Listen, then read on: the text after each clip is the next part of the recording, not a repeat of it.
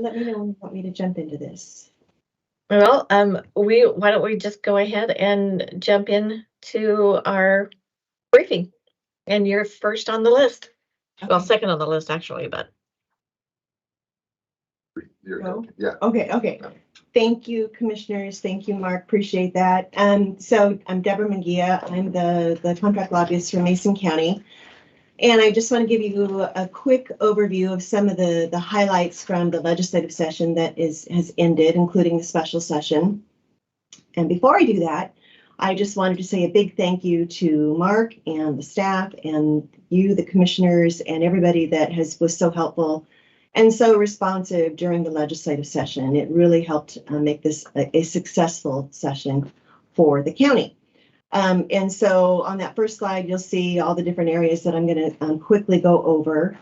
I think we can just jump right to the operating budget slide, 21-23 budgets, and it says operating under there.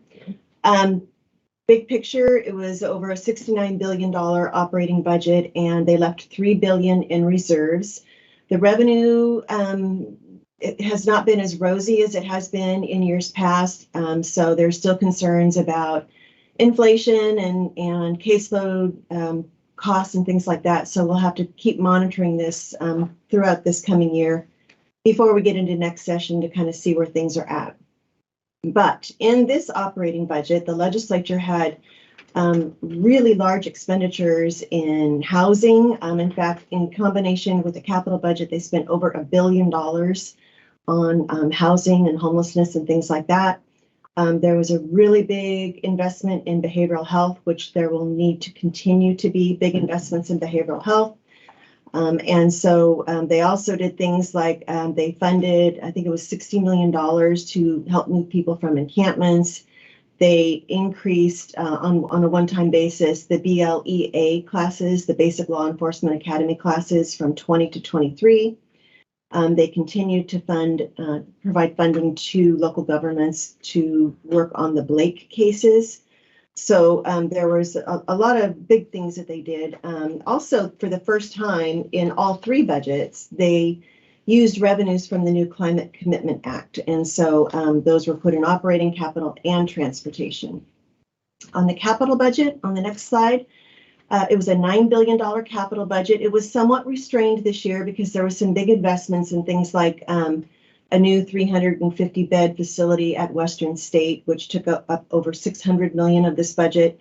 But they did leave $95 million for the supplemental for next year, which is something that we're going to want to talk about as we get into next steps. But again, there was a really big investment in housing and homelessness, and they had a big investment in community-based behavioral health facilities also. And when we talk about the Blake decision and the special session, we'll touch a little bit more on that. They fully funded the Public Works Assistance Account, and they ended the diversions. So that was really good news. There was money in there for broadband and for clean energy, and also for the Community Economic Revitalization Board, the CURB account. So there was some good things for local governments in the capital budget. And then on the transportation budget, the legislature, when they left town last year in 2022, they did pass the Move Ahead package, which was a $16 billion package over 16 years, but they didn't phase any of the projects. Normally, when the legislature does a big package, they phase the money out across multiple biennia, usually around 8 or 9 biennia.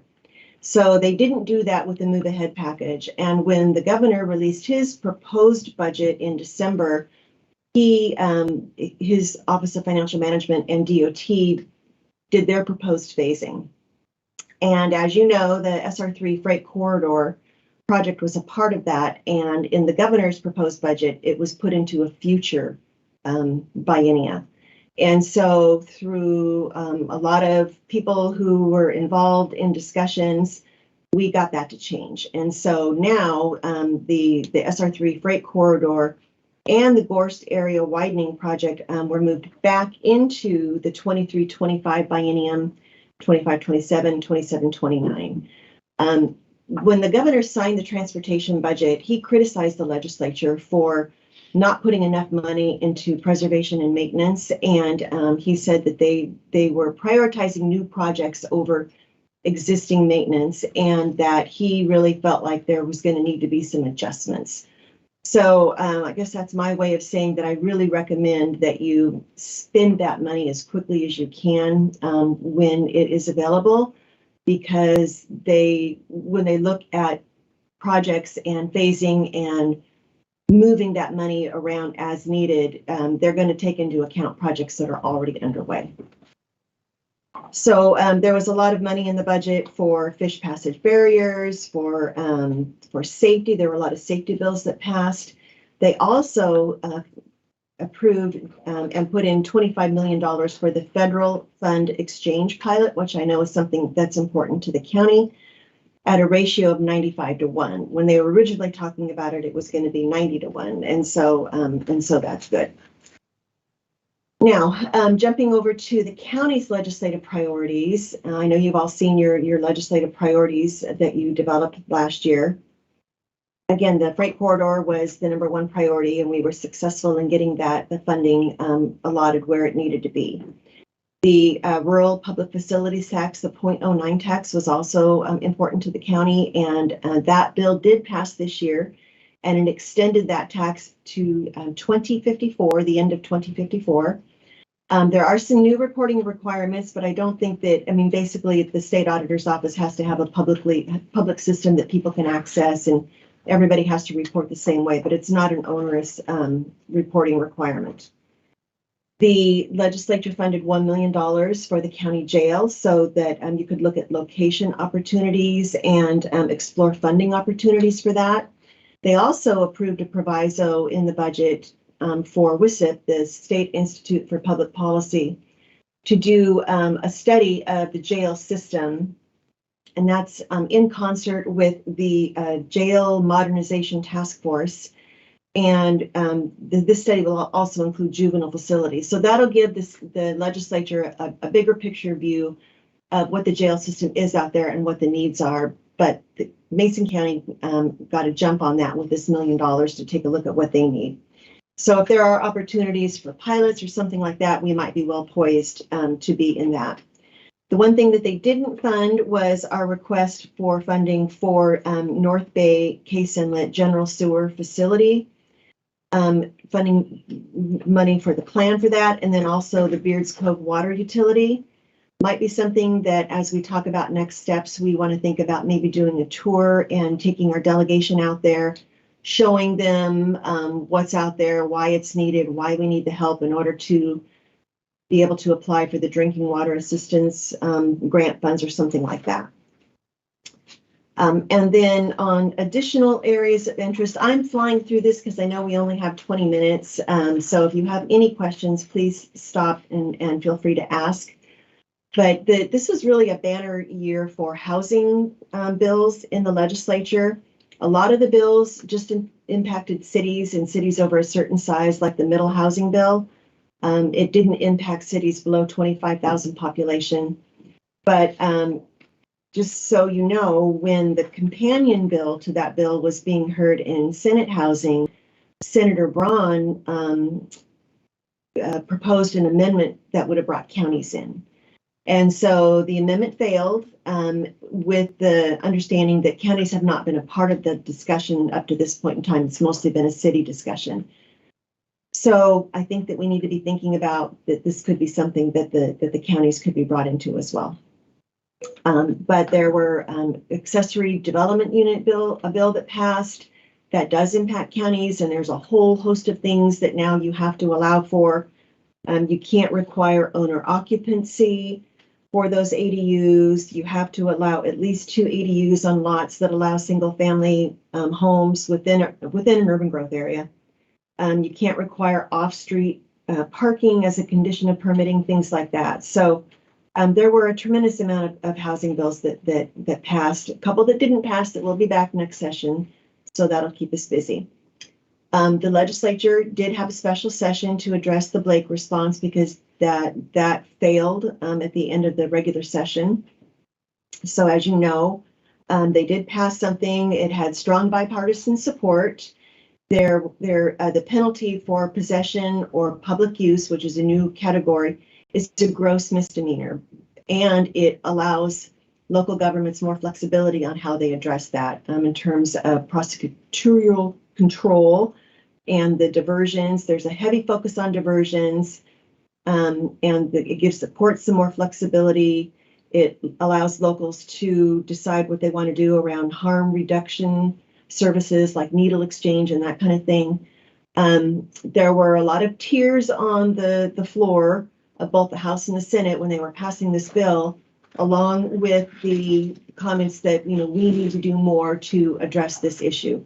So I expect that to be a heavy issue that's going to be addressed next session. There were a lot of public safety bills that passed. Vehicular pursuits is one of them.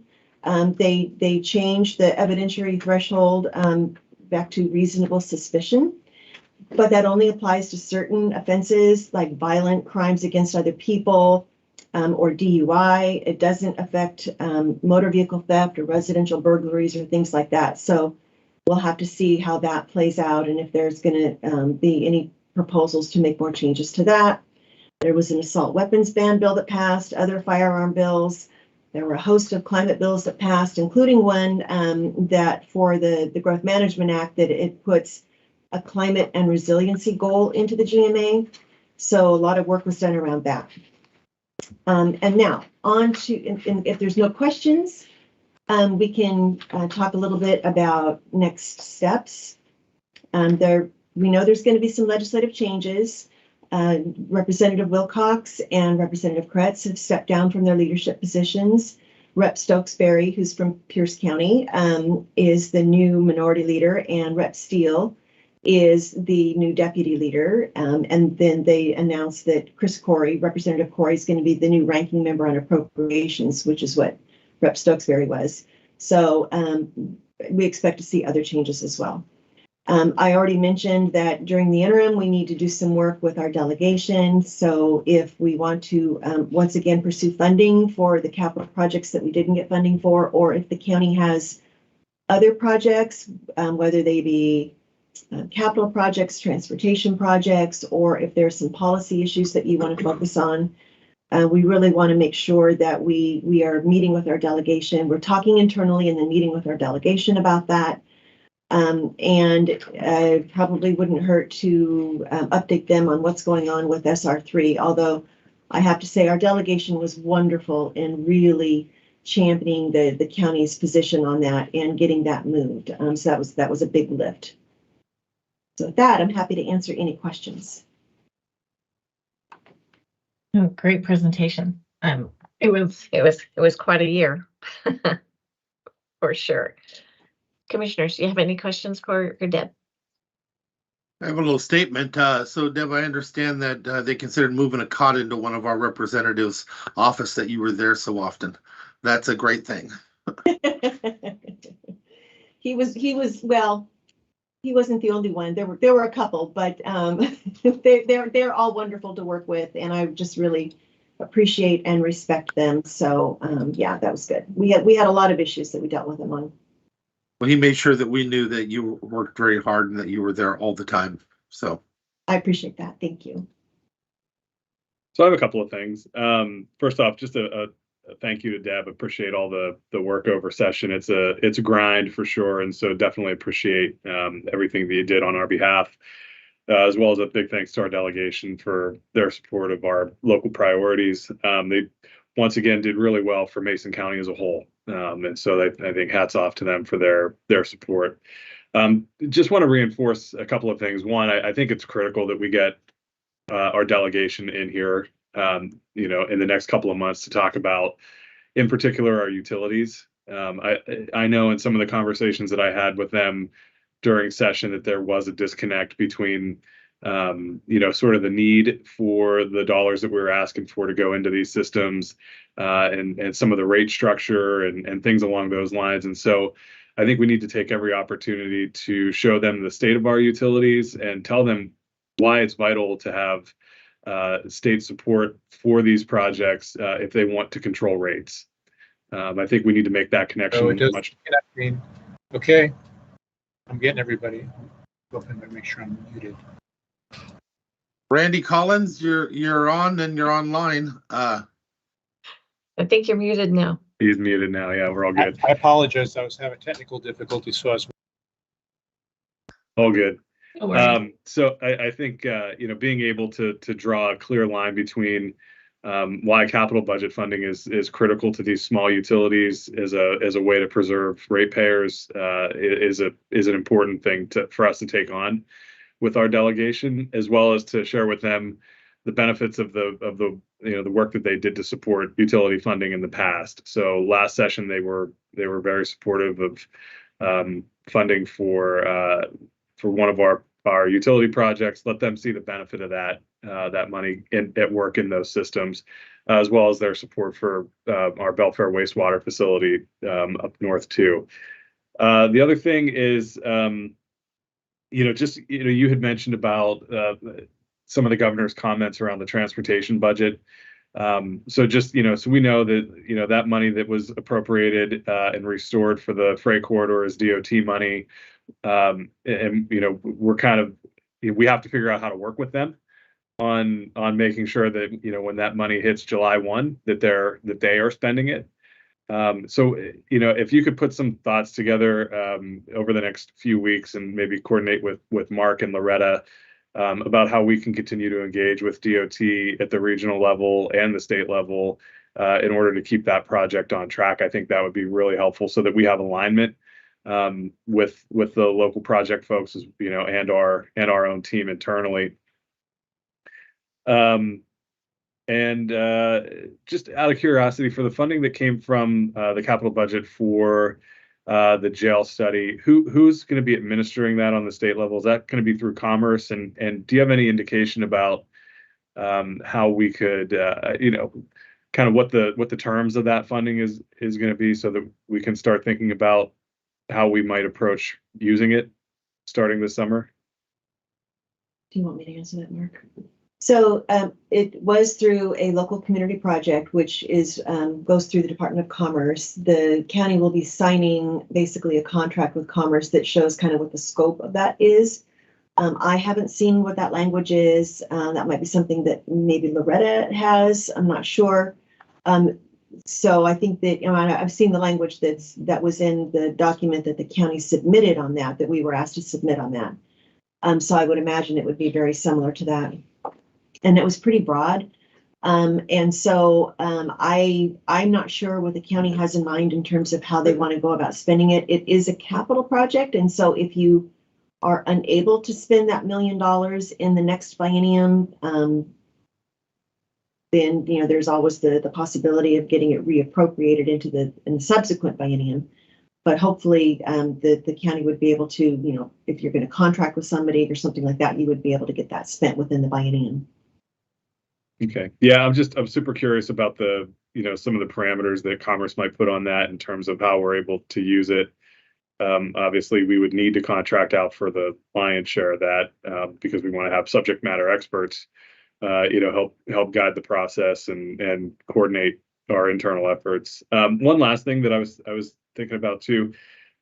So at our Belfair wastewater treatment facility, we've been having this sort of ongoing discussion about the the retention pond up there and expansion and spray field expansion and what triggers it. And I believe Richard Dickinson has been working with Ecology to get some more detail around that as to when those thresholds might be met and it might trigger us having to expand it as the area grows up there. But it sounds like in a lot of cases, Ecology has been sort of slow or non-responsive to our requests. And so as part of our interim work plan, if you could maybe help us out with getting something moving at the agency level, so that we get some answers on that. Because I think ultimately, for planning purposes in the next several years, we're going to want to know what Ecology is looking for, what those thresholds are, what triggers us to have to expand it, so that we can start planning either for internally or for other legislative asks as they come into session. I'm happy to help out internally with that. And then also, if we do a tour and we include the Belfair facility, we could, with our delegation, we could be talking with them, and they could also be reaching out to the Department of Ecology. And I know that as a former state agency employee, when a legislator reaches out, those requests are handled on a priority basis. Yep, absolutely. So appreciate the help on that and look forward to some additional coordination with our delegation. Thank you. Yeah, I'm excited about the interim and the possibilities that we have to get our legislators out and about so that they can. There's nothing like seeing something firsthand, to being on the ground, being able to visualize it and understand where the need is. So I think getting them out there is super important. And yeah, I'm super pleased with the outcome with what Mason County received. I think that going forward, we have the opportunity to, like you were saying in your presentation for the jail, to be a pilot project and to work with other legislators so that they can use us as their guinea pig or their example. There's many resources out there, funding resources out there that we should tap into. Also look at the grants and things like that too for mental health. So super excited. You did a great job. I appreciate you so much. I know in many of the state meetings that I'm a part of, you were there. And so I wanted to thank you from the bottom of my heart for everything that you've done for Mason County. I appreciate that. Thank you. It's an honor to work with you. Mason County is pretty cool. All right, commissioners, anything else for Deb? All right, Deb, thank you so much. And let's stay in touch. Okay. All right, Mark, you're up with support services. Can you hear me now? Can hear you now. Well, perfect. All right. Well, I'm going to say goodbye to Deb here real quick, and I'm going to let Jen go ahead and get started on her updates. Good morning. Can you hear me? Yes, we can. Okay, so I'm starting out with the chart of accounts update.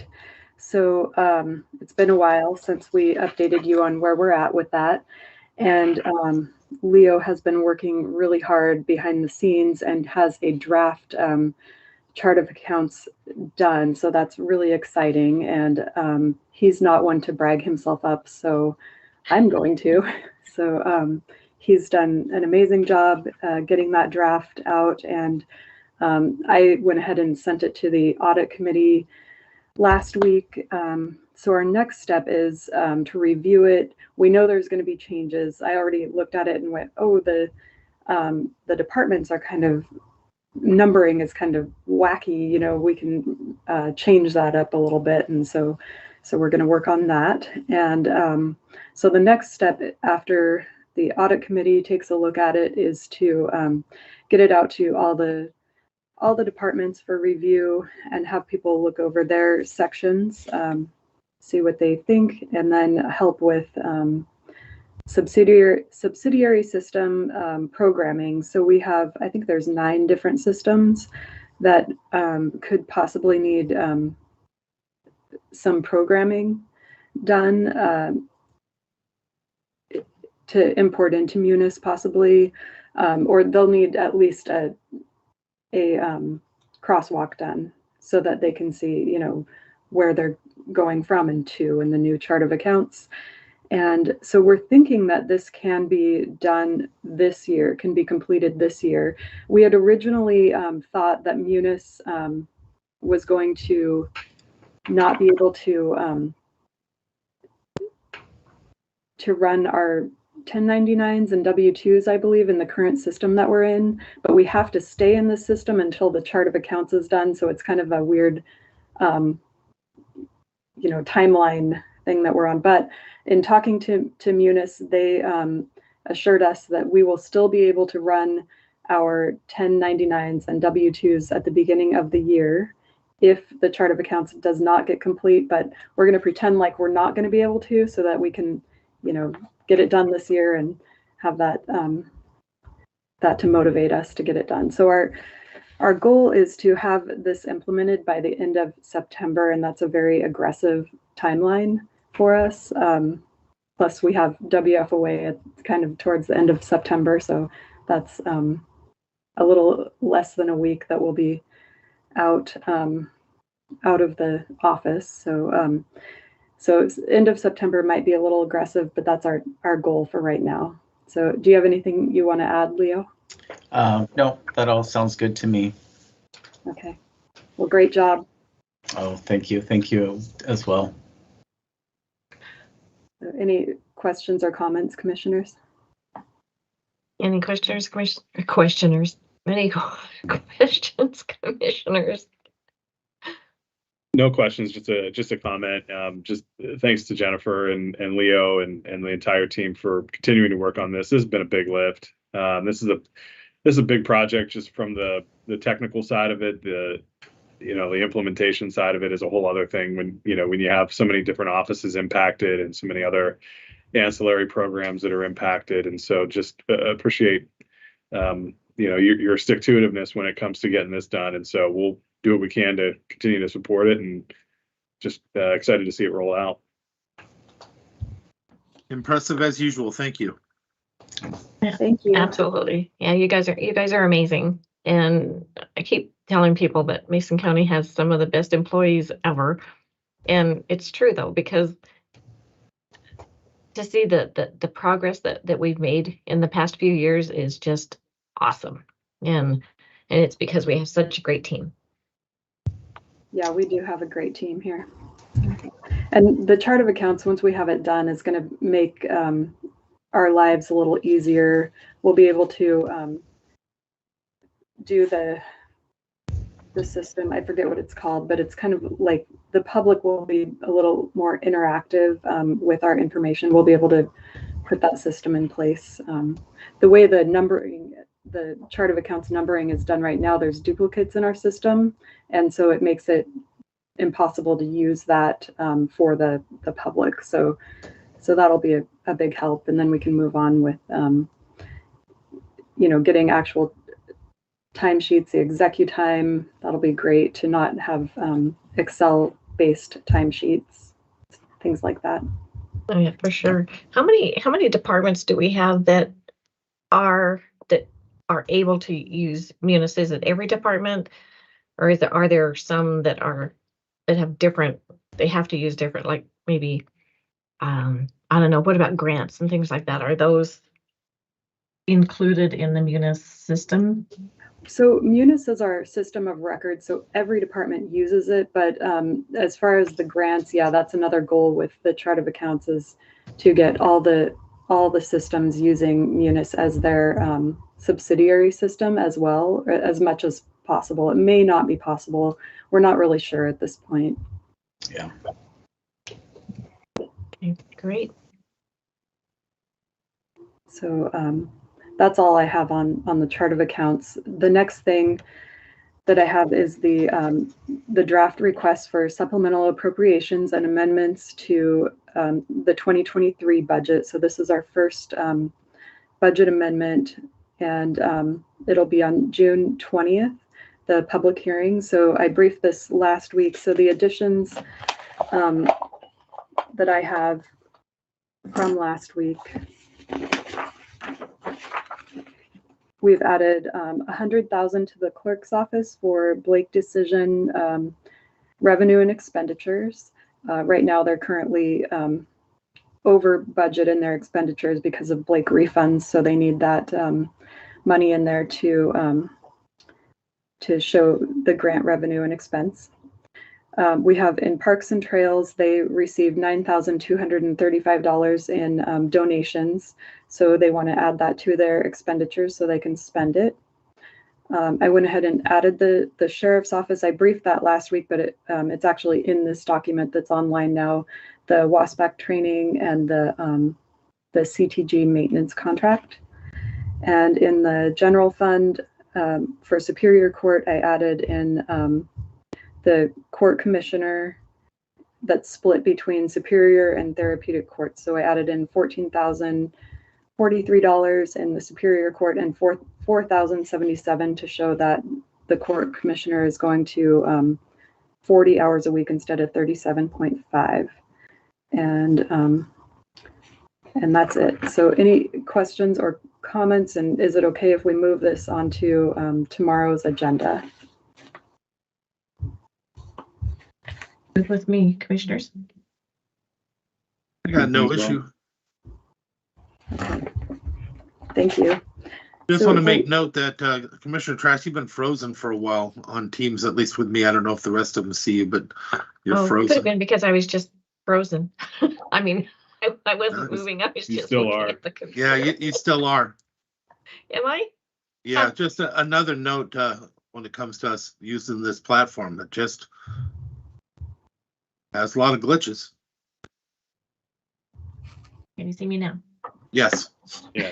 and you're moving. So the last thing that I have for you, commissioners, is the Gorst Coalition. So I had briefed this a while back, and I finally was able to get a hold of somebody. I,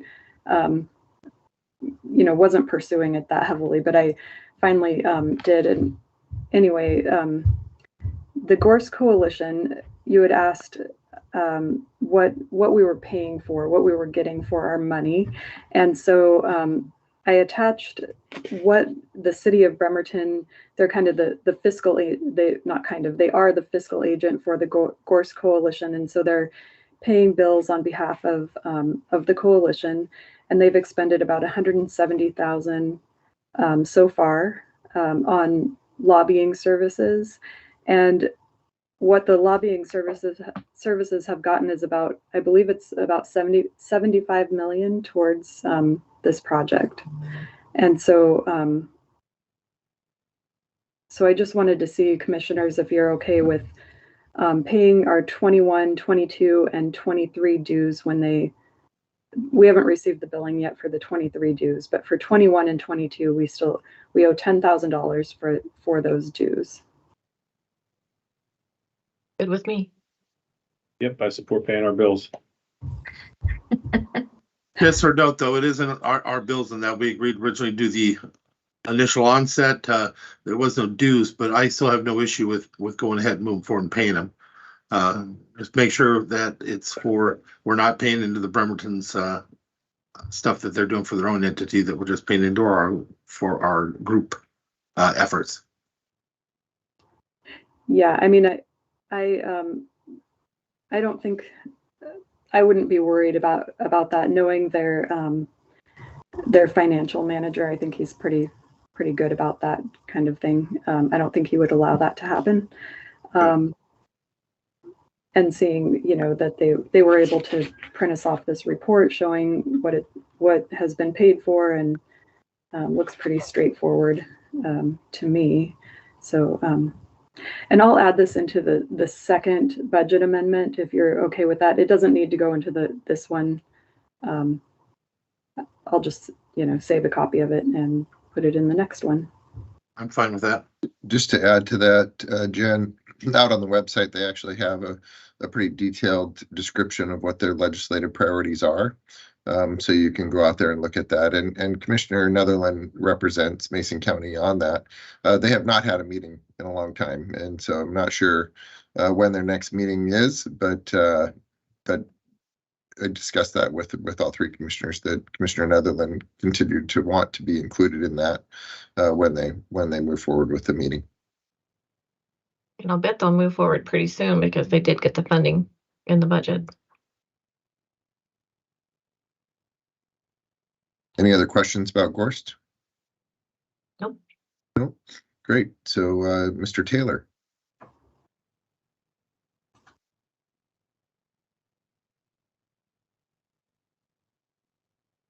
See John? There he is. All right, I'm sorry for the delay. Good morning, commissioners. I'd like to brief you on the mitigation plan, which is a FEMA requirement for us in case we have a disaster and go into public assistance. Based on the grant that we had gotten and the back and forth with the renewal of the contract, the problems that were with the contract, it delayed our completion of the plan. So I just wanted to give you an update. It's now been going out to our partners for review, for them to place in the plan itself their mitigation projects, as well as going out to the public for review. Predominantly, we expect to have this plan done within the next couple months. The review process is fairly lengthy. It takes about 45 days for the state to review and about 45 days for FEMA. But we've sent a letter to FEMA and I've emailed the state and let them know due to their delays is why the mitigation plan expired and that they need to review it as soon as possible and get it back to us so that changes could be made. I have delayed your signing of it until FEMA or the state and FEMA comes back. Traditionally, what happens is the elected officials will sign it, it'll go forward, they'll have corrections, it comes back. I would rather not delay that piece. So I talked to the group about going ahead and getting the state's review done first and FEMA's, incorporating them in, and then bring it to you for a final review and signing. So you don't have to sign it multiple times. And that's about all I have. We're right now, we have the ability, because we have a couple fire districts that have not participated, but we have the ability once the plan reaches a review stage to add them in. We do not want to delay and wait for partners to figure out what they want to put in it, how they want to do their HIVA, their hazard identification vulnerability assessment. So we're moving forward, letting them know that as soon as they're done with their work, they need to get it to us so we can incorporate it into the plan, and that we'd like it into the plan before it goes forward to FEMA. If we get it as it's into the state, then we can provide it to the state and they can add it into the plan. Once it goes to FEMA, there's traditionally no adding other than the corrections that FEMA recommends for us to implement into the plan once they've reviewed it. So that's about all I have for an update. Is there any questions? No questions, just a comment from me. That's a lot of work, and I appreciate all the work that you've been doing on this. So thank you. You're welcome. Thank you. If that's all I have, thank you. Thanks, John. Mary? Morning. We have an update for personnel policy. It's a short one, so you didn't have to read the whole thing. 7.5 paid admin leave. So currently on a case-by-case basis, we can, the board can place an employee on administrative leave, and we'd like to move this to under the county administrator's purview so that we can deal with any emergency situations if they come up and not have to try to track down the board or have employee potentially sensitive employee or confidential information about an employee put into a forum where it's no longer protected. So we wanted to make this change to 7.5 in the personnel policy and attached to the resolution. Any questions, comments? Good with me. No, I like it. Thank you. Thanks, Mary. So the next item I have for you is CGI video. We did this, we briefed the board on this a while ago. Let me see, can you all see that okay? Yes. Great. So this is I'll say quote unquote free service. CGI comes in and does a video highlighting Mason County, and you can see through the different details of the contract that we have before us that we would provide them with an introduction letter. We could assist with the content and the script for the video program. Basically, we've done this before, and CGI, then we would provide a link on our website to this, so individuals wanting to look at Mason County and say, hey, what does Mason County have to offer? They could click on this link on our website. It takes you to CGI's website, and there are opportunities for local businesses to present their information on it. So I think that's how the funding for that program goes, is those individual businesses that would want to advertise on that page could do so through CGI, and they would pay them a fee for that. I'd like to create some content that really highlights the opportunities that we have in Mason County for not only the beauty of Mason County and for people traveling here to visit and partake in hiking and you know, we have a lot of diving opportunities and a lot of recreational type activities here. But I'd also like to highlight some of the area that we have available for potential economic development. And so if the board is okay with that, I would like to move forward with this contract. I'm comfortable. No issue with me. Yeah, I think it's a good idea. If you want to reference anything, the city of Shelton has theirs up and running, and it has been going for a while. If you look at who the mayor is, you'll understand how long it's been running and hasn't been updated. But so I guess that's one concern I would have, is just to make sure that it's updated frequently, or, you know, maybe not frequently, but at least yearly. Well, gosh, Diane, Diane could tell you when the last time we did this one. I know that it was pretty old, so it's been quite a while since they've came back to us on that. Not sure if this is a program that just goes up every 4 or 5 years, or if it's if we even have the opportunity to really update some of that stuff, but potentially could reach out to CGI and talk about updates in the future. Yeah, I'd be interested to see how often they are willing to update it. Yep. Yeah, I think the last time was 2017 for us. So Been a few years. Solid 6 years, yeah. Yeah. I will ask them about that. All right, thank you. Yeah. If there's no other questions there, then we can move on to the Economic Development Council's funding request. So I've invited Jennifer Bria to come on too. And let's see, do you guys, okay, so you have my agenda item packet in your packet for this one. Yes. All right, Jennifer, you want to jump in and kind of give an explanation of what EDC has going on? Sure. We've talked about it before, but I'll do a brief overview with what the EDC's moved forward with. So, as you know, the impetus that has prompted the conversation is the Recompete Funding Act that came out with no details around it, really. So, we're trying to get the work together to position ourselves to be ready for that Recompete Act. The EDC has started. We've contracted with a pretty amazing consulting group, the Ridge Policy Group, with lots of expertise in government programs, policies. They've got a long history of working with distressed communities. The thing that I really like about them is they helped write and get the Recompete pilot program authorized. So they've got a lot of really good contacts in what we need for the conversation moving forward.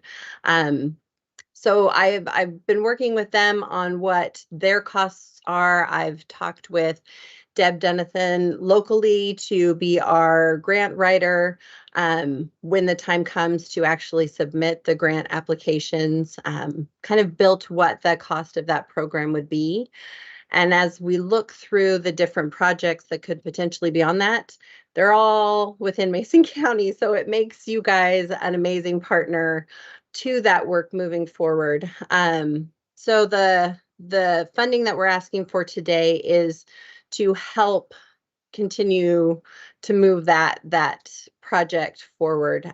We do have a stakeholders meeting on June 1st to bring in everybody else, hopefully being able to talk more specifics about Recompete, but definitely starting to bring that bigger group around and those potential additional funders for the entirety of the project. So this really is to help really look at those different opportunities. Recompete was the start, but we have talked with the Ridge, and and Deb Dunathan as well on looking for additional funding opportunities, being able to get our projects in order and to be able to go after additional funding for those different projects. So I don't know how deeply you want to go. Mark put in the funding request some pretty good detail on what the project looks like.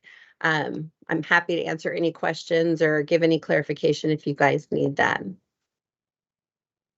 So it's a joint venture of which our percentage of the cost is 30K. Correct.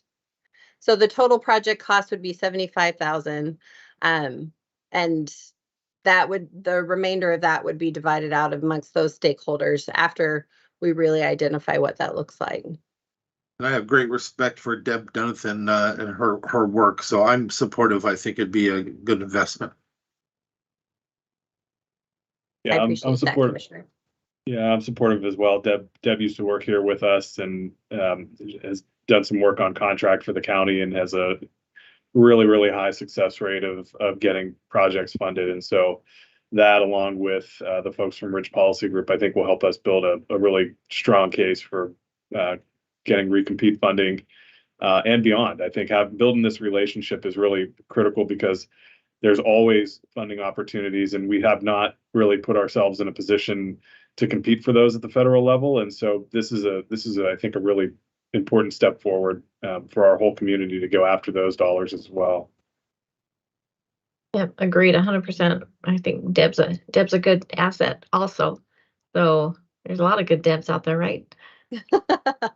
She was fantastic to talk to and immediately offered any help.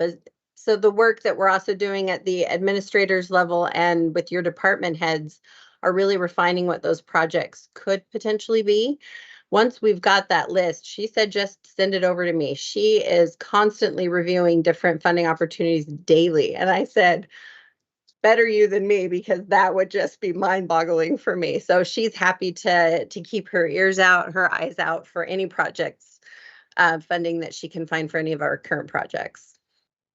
I think that's awesome. Mm-hmm. So process-wise, Mark, I mean, is this something that we should take action on tomorrow? Or, I mean, I don't know what the billing cycle is going to look like for the EDC, and just making sure that when those other stakeholders are approached, that they know that we have committed, to take a role in this. What were your thoughts on process? Well, I try not to move things to the next day if possible. But that part of that question, I'd need Jennifer's guidance on. How quickly do you need some of this funding to pay Rich? Rich, we pay on a monthly basis. So currently we're fronting that funding. We've already done the first 2 months. So we've got probably about 3 weeks before the next invoicing comes around. So you've got some time if you want to either move it forward or have some time to think about it or look through it a little bit more. Okay, so I think our next meeting is June 6th. Would that be soon enough? That would work with our timeline, yes. Okay. Cool. Very good. Okay. So I'll move it forward for that June 6th regular agenda. Sounds good. Thank you. I appreciate it, commissioners. And you'll be receiving the invitation for the stakeholders meeting on June 1st. It is a Zoom meeting, so feel free to RSVP and just let me know if you have any questions. Sounds good. Yeah, I'm excited for the program. Jennifer's really pulling together the individuals within our community and representatives within our community for all the major infrastructure pieces, right? And when we look at economic development, being able to really focus on a specific geographical area and evaluate what's needed there, and work with the different entities to see what type of capital investment they would need in order to accommodate development in those areas. Super important. And this Rich Policy Group, I think, has relationships at the federal level. So I look at them to be very similar to what we use Deb for at the state level. And we've seen the success that we've gotten with Deb. So I'd love to see that at the federal level, and really the time and energy that it takes to monitor and look out for all of these programs and then actually apply for them it's pretty time intensive. So I feel like if we can help identify certain areas that we want to see development occur in, start to specifically identify projects and come up with cost estimates associated with those projects, I think that's what we need in order to react quickly to the potential opportunities that come with the Fed. So I'm excited to work with Jennifer and the Rich Policy Group and the grant writer on how we can move forward on that. So thank you for your support. All right, I think that's all we had for you, Jennifer. Thank you. Thank you, guys. Thank you. Thank you. So my next item is a letter of support. We received a request from PUD3 directly, but PUD1 also, I think, was included in this. So they asked the commissioners to write a letter of support for Energy Northwest's grant application for EV charging stations. So I don't know if you got a packet. Did you get that in your packet? The actual letter? Let me share here with you.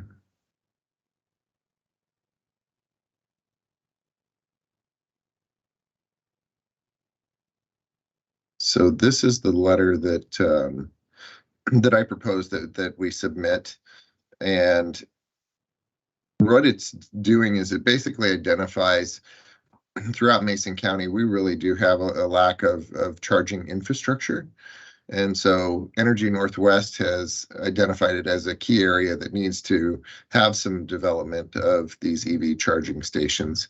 And I don't have specific locations yet in terms of where they'd like to see them placed, but definitely believe that we do need some additional charging stations. So as we see our community purchase electronic vehicles, as we see individuals traveling through our county with electronic vehicles, super important to have EV charging stations so that they feel comfortable and they have a place to stop. When they stop and charge their vehicles, most likely they will partake in some type of business. So they'll visit our local businesses and hopefully generate some additional sales tax revenue for the county.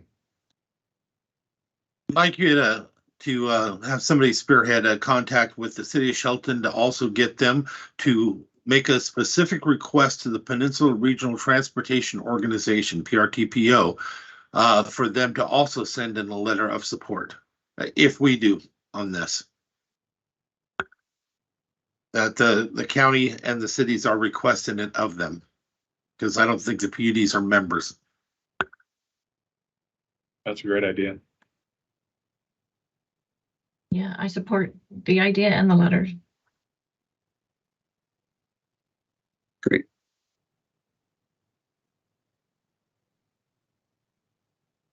All righty, so I think that is the end of support services updates. All right, commissioners, do you want to save the commissioner discussion until the end? Sure. All right, Mark, do you have anything else for us? I don't believe I have anything else at this time. Not at this moment. Not at this moment. As we go through it, there might be additional updates, but I'll catch you when you guys do your commissioner discussion. All right, sounds like a plan. All right, so now let's move on to WSU Extension. Good morning, how are you? Good morning, I'm doing pretty well.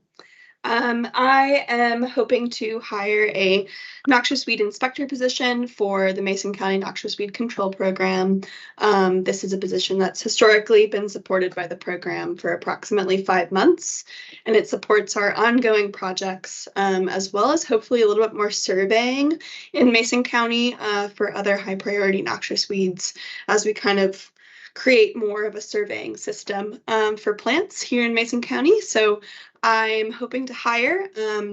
There will not be a budget impact for this inspector position as we have additional funds in the salary and benefits line item, as well as grant support from the Washington State Parks and Recreation Commission, as well as State Department of Agriculture for continuing control projects. So given the kind of the maybe some more immediate need of this inspector's position, I would request that it possibly be moved to the regular action agenda tomorrow for final confirmation, as we are hoping to hire soon.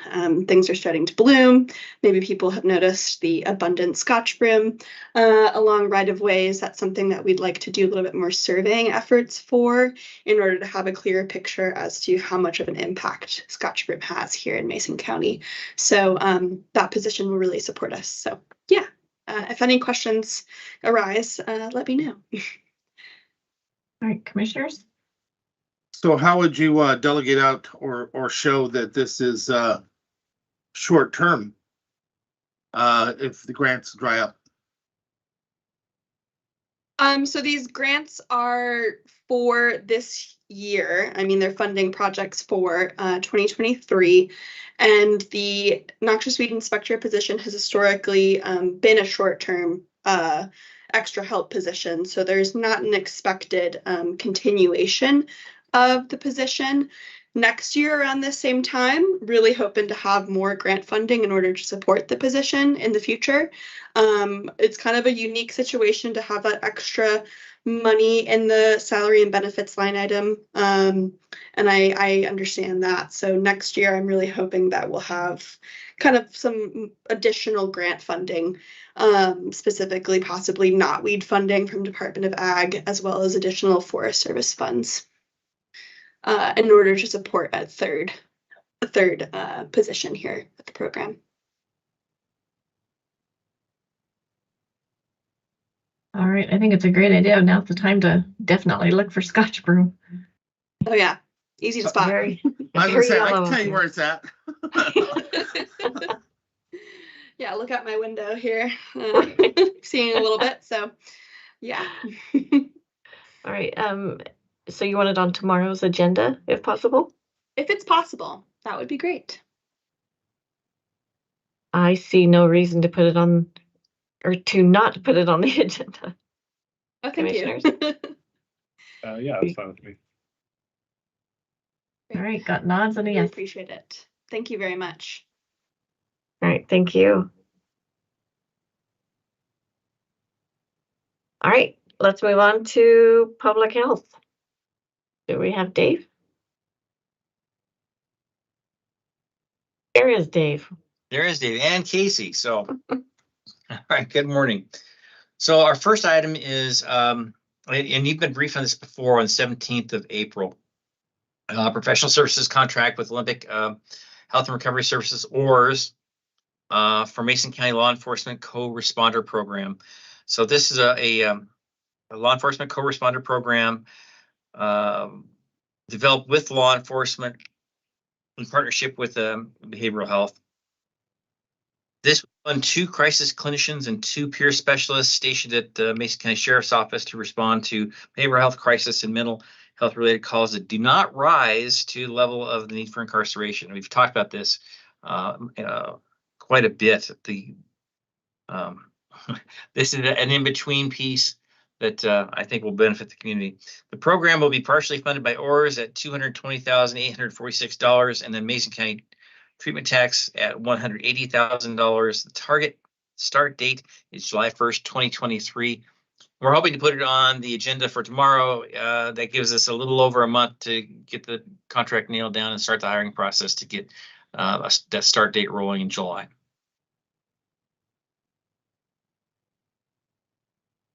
Any questions, commissioners? No questions, just also a little additional context. Last week at the Thurston Mason BHASO governing board meeting, we voted unanimously to support this contract on the Olympic Health and Recovery side. Just a ton of excitement, not just from staff at Olympic Health and Recovery to partner with us on this project, but also from Commissioners Edwards and Menser to really continue to grow that partnership between our 2 counties to provide equitable service. This is a program that has been in place in Thurston County for a while, at both Lacey PD and Thurston County Sheriff's Office, and this is a step toward having some parity in services when it comes to law enforcement support for folks that are experiencing behavioral health crisis. So special thanks to our sheriff's office and their team for being open to this and working hard to put together something that will benefit their deputies as well as the community. So excited to support it on this side as well. I think it's a great thing and a no-brainer.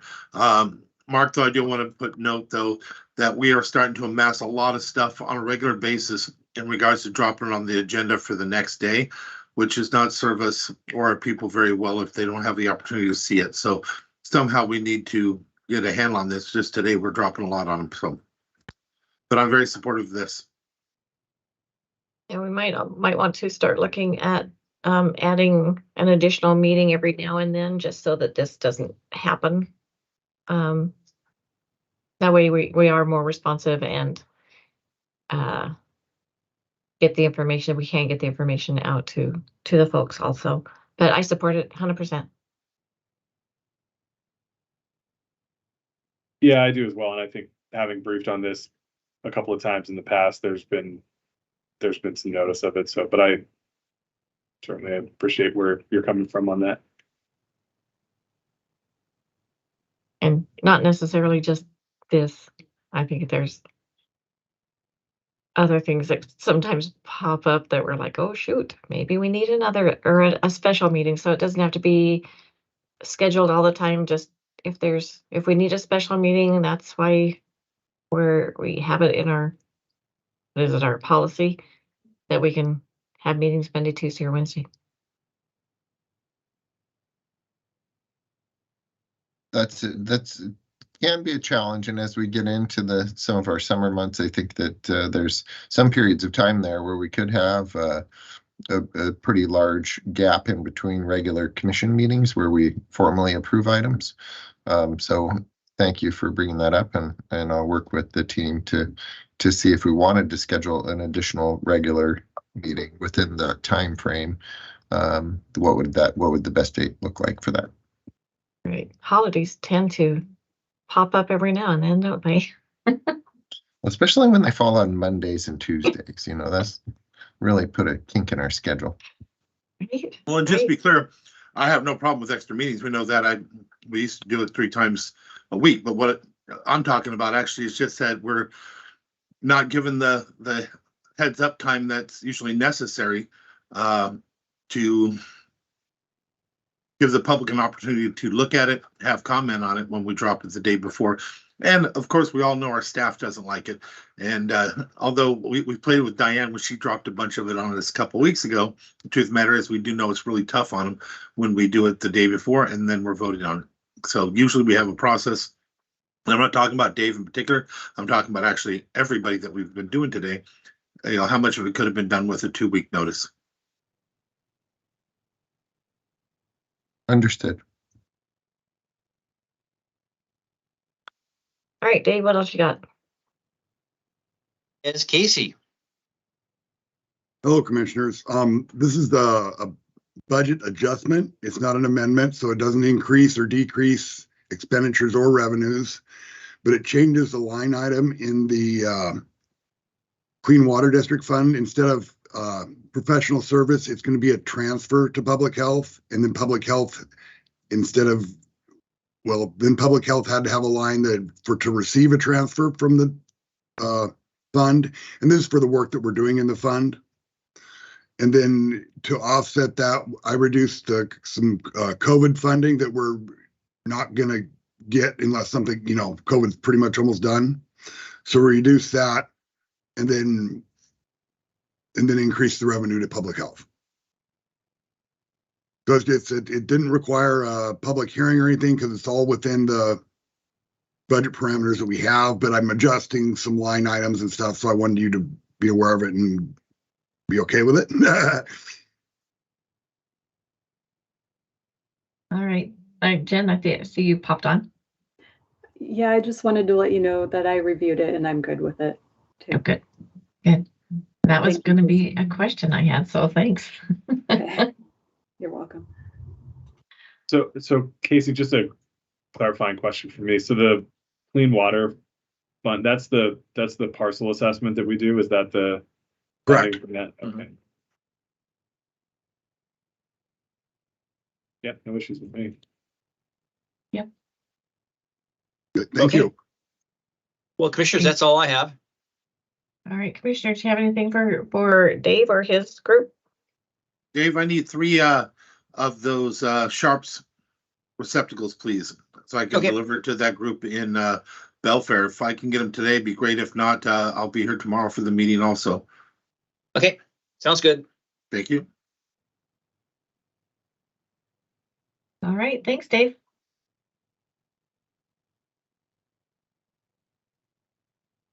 All right, we're at Kell now. Good morning. Good morning. Okay, first I have Luke. Can you hear me? Yes. Oh, cool. All right. Morning, commissioners. Got 2 things for you, both on behalf of the Mesa County Historic Preservation Commission. So first item is that the Historic Preservation Commission is asking the BOCC to consider appointing a new applicant to fill one of the 2 currently vacant seats on the Mason County Historic Preservation Commission. We've had 1 seat that's been vacant for a few months and another that just became vacant. So our requested action is for the Board of County Commissioners to review the application of Andrea Exo to serve on the Mason County Historic Preservation Commission and schedule an interview if desired. The agenda request date for that is June the 6th. And then attached to that are our current list of members, the application from Andrea, and then our code that specifies what we should be looking for in commission members. And then second item, also related to the makeup of the Historic Preservation Commission, is that we are seeking an exception to retain Caleb Cowles, who is a current commission member, despite his residence outside of Mason County. When Caleb Cowles was appointed to the board in summer of last year, he was a resident of Mason County, but at our last meeting, he updated the board that he had to switch his residence. And so the Mason County Historic Preservation Commission is seeking an exception to that that can be found in Code 17.40.040, Section B, subsection 2. And so our requested action is through that provision that the Board of County Commissioners grants exception to Caleb Cowles to continue serving on the Mason County Historic Preservation Commission. And then attached to this is also our member list, the letter that was drafted by the Historic Preservation Commission to you folks, the application that Caleb submitted for this position a few months ago, and then the code section to the code section that this is taken from. And so this is also an agenda date of June the 6th. Great. That's all from me besides questions. Questions or comments? Just gonna look at that provision real quick, sorry. No worries. I think I don't know Andrea, so it would be I think an interview would be lovely. Yeah, I'd like to interview as well. And then on the exception, I mean, I think the language in code is pretty broad. Even with that, I feel like it's a little bit of a stretch, but I also recognize that since the language is broad, that it likely does fit the exception, and so I would be supportive. Yeah, I will say the exception language I used was that he fits into related disciplines. But I think the letter that's attached really explains the reasoning for it and just how valuable Caleb has been to the Historic Preservation Commission in the last few months. So we're really hoping that fits the code requirement, but ultimately you folks would make that call. So he lives in Matlock still, or? I was just told Thurston County.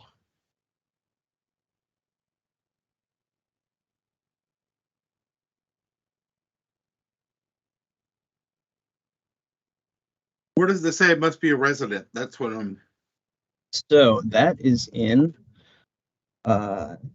second 17.40.040 section A states that members of the HPC shall be residents of Mason County, except as provided in subsection 17.40.040 B2. That makes sense then. Okay, I'm supportive. All right, sounds like it's a go. And then you will schedule an interview with Andrea probably next Monday.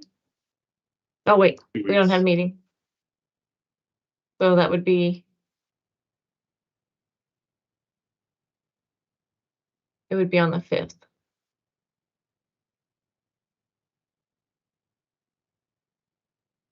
So just coordinate with Andrea and then Mackenzie and Diane. So Kevin, is that something I should be doing? Because I have not done this section before, so I'm a little bit confused. What should I be doing in this case then? How about we have Mackenzie reach out to you, and then Mackenzie or Diane, and then they can explain how it happens and next steps forward. Cool. Sounds good to me. Yeah, it looks like we can do up to 2 from outside. All right, sounds good. All right, thank you very much then. Great. Thanks, Luke. And next I have Randy Collins, our fire marshal. And just a note that Todd is out today. He was otherwise going to brief on this issue, but I'll hand it over to Randy. Okay, thank you, Kell, and good morning, commissioners. And I apologize for that brief interruption early. I was having difficulty getting on to Teams, and IT was helping me. Anyways, the item before you is strictly an update to the Mason County codes, including the adoptions of the building codes as required by RCW 1927 and the WOC 51. I do have a brief 6 slides to share with you that probably would be the easiest way to summarize that. So Kell, could you share those? Thank you very much. So how about the next slide, please?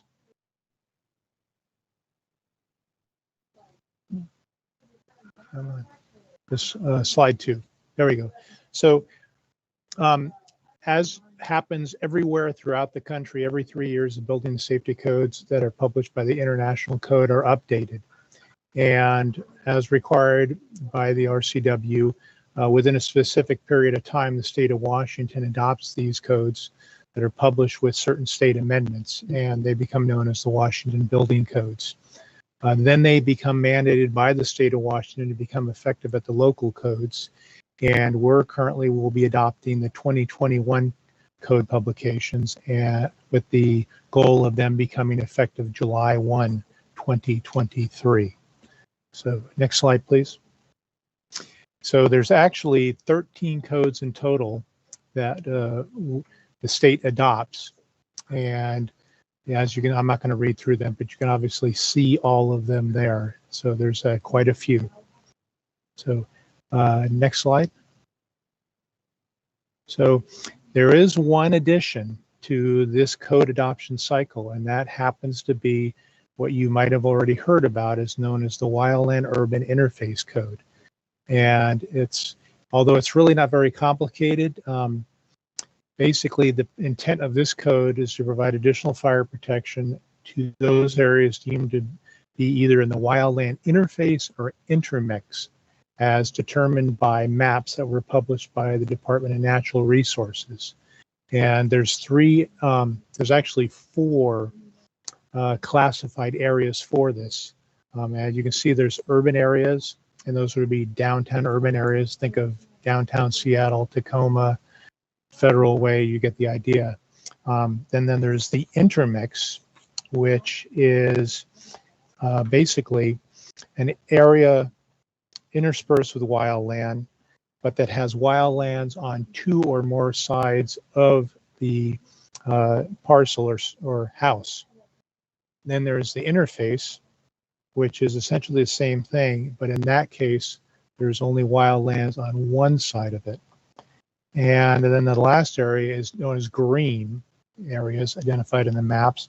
And those are considered wildlands, which currently would have no buildable parcels, but in the future may obviously be built out.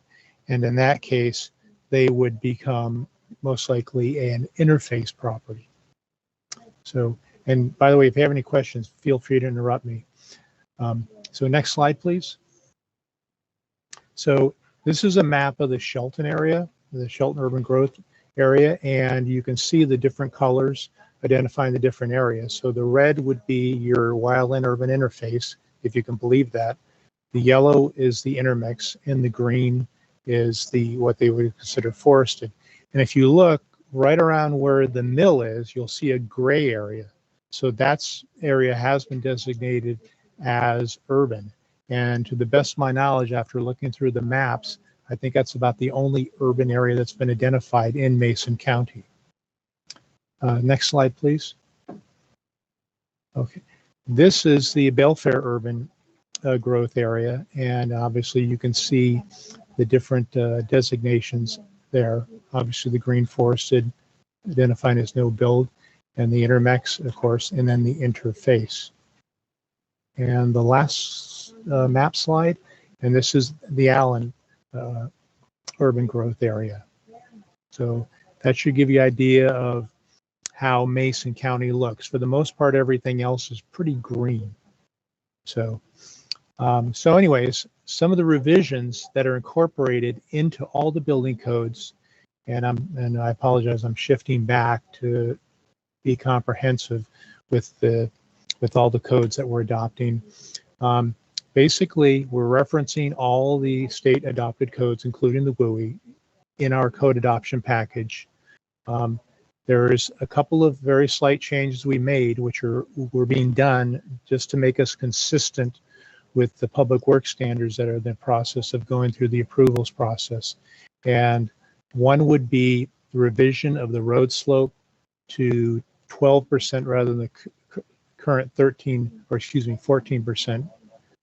The second would be to modify the 2 access points for large lot subdivisions not to exceed 100 as opposed to the current 200. And that is strictly to be consistent with public works standards, so there isn't any conflict as people come forward and start developing any properties. We're also adding a requirement, so if someone puts in a apartment complex, something of that nature, that requires a map signage or legend at the entrance to the property, so first responders can find the specific property or apartment they're going to quickly.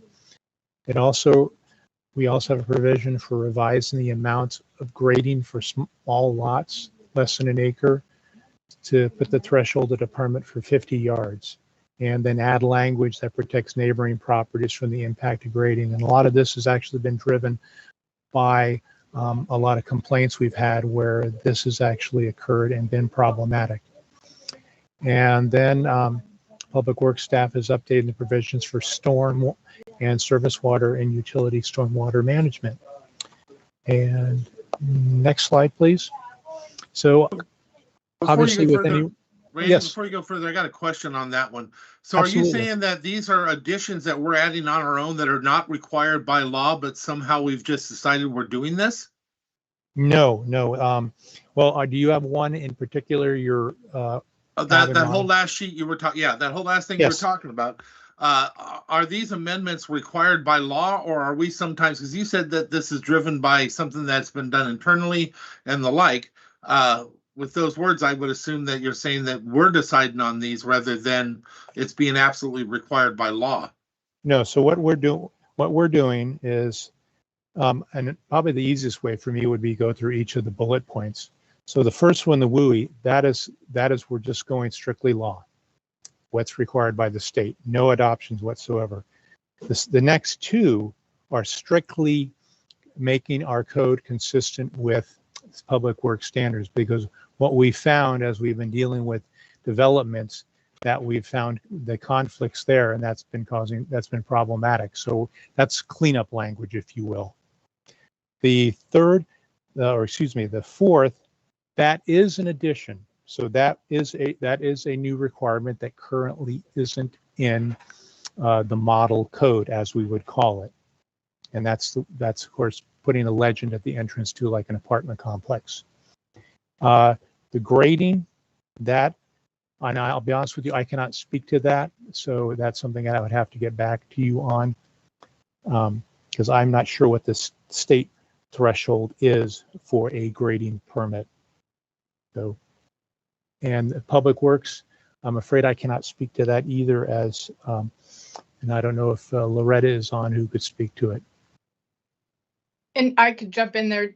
Public Works is working on updating their road standards, and as well as the stormwater stuff. So because all of this is in Title 14, and we're updating the international, or, we're updating our codes, building codes to meet the state requirements, we're taking the opportunity to update other areas in Title 14 to take advantage of the work that Public Works is doing, coordinating that effort. Go ahead. I'll have a comment with the commission at the end. Thank you. Okay. So, and next slide, please. So obviously with any code changes, outreach to all the constituent and stakeholder groups is important. So here you just see a summary of some of the things we are in the process of doing or have already accomplished in terms of outreach. And of course, the last slide is just the end goal is to request that you schedule a public hearing for June 20th. Thank you.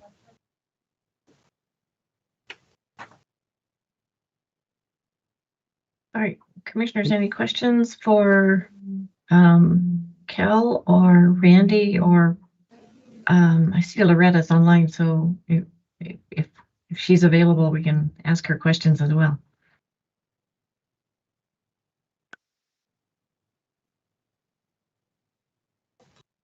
Commissioner Netherland, did you have questions or comments? Just a comment, but I can wait until everybody else is done there with that, with their questions. Commissioner Schutte, do you have anything? I don't have any questions. Okay. All right, go ahead. All right, so, I know being here a long time has good and bad aspects of it. We worked really hard for years to make sure that things that were not absolutely required by law did not just get thrown in. It becomes a scope creep, and it just gets bigger and bigger and bigger and bigger. And we throw in a few here, a few there, without full working through the process as we're putting new restrictions, regulations, and requirements on our community. I know we don't have as many meetings as we used to back then, and we don't do the face-to-face like we used to. But I sure hope that this commission will still consider keeping along that same lines, that things that are not absolutely required by law come through individually with discussions with the commission on whether or not we want to burden or put more restrictions on the people.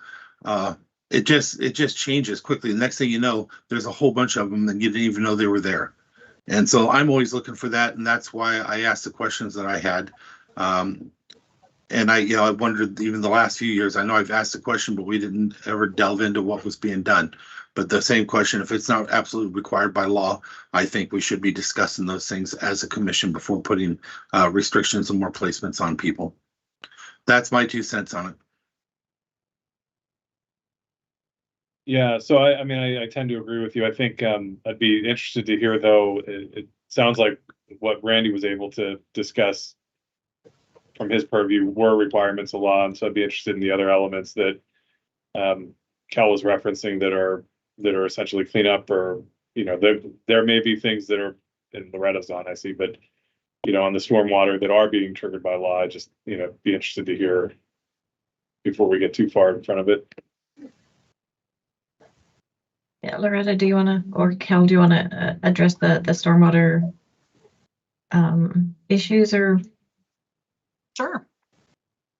Yeah, I'd be happy to.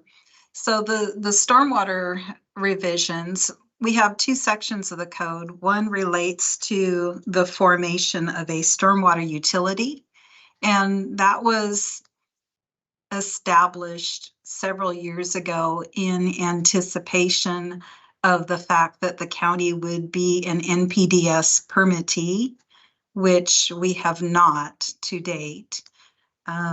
We continue to be reviewed as a potential permittee, and especially since the city of Shelton became a phase 2 permittee. But it was essentially a placeholder that said, what are the boundaries of a stormwater utility? And if and when we were a permittee, what would rates be to support a utility and the efforts required under a permit? So the revisions that were made in this draft were to repeal or pull out all of the business about the phasing in of a utility boundary, because that's all happened. The utility boundary at this point in time is countywide. So it's providing some clarity about that.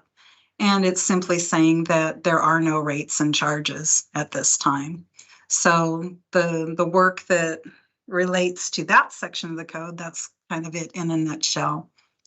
The rest of the code pertains to what are our stormwater requirements. So if you are submitting a new development or redevelopment within the county, what types of things do you have to do?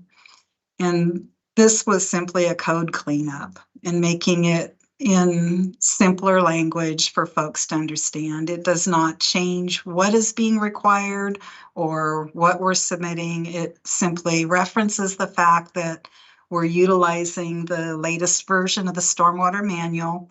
Our code previously referenced about 3 different manuals and was confusing as heck. So clean that up, got rid of that business. And then rather than repeat things like enforcement and inspection, simply referenced the other sections of the code that relate to that. So it's not repeated several times throughout the code. So I think in a nutshell, that's about it. Oh, and there was one other change. Previously, we had a section that related to illicit discharges, and it just says illicit discharges are prohibited.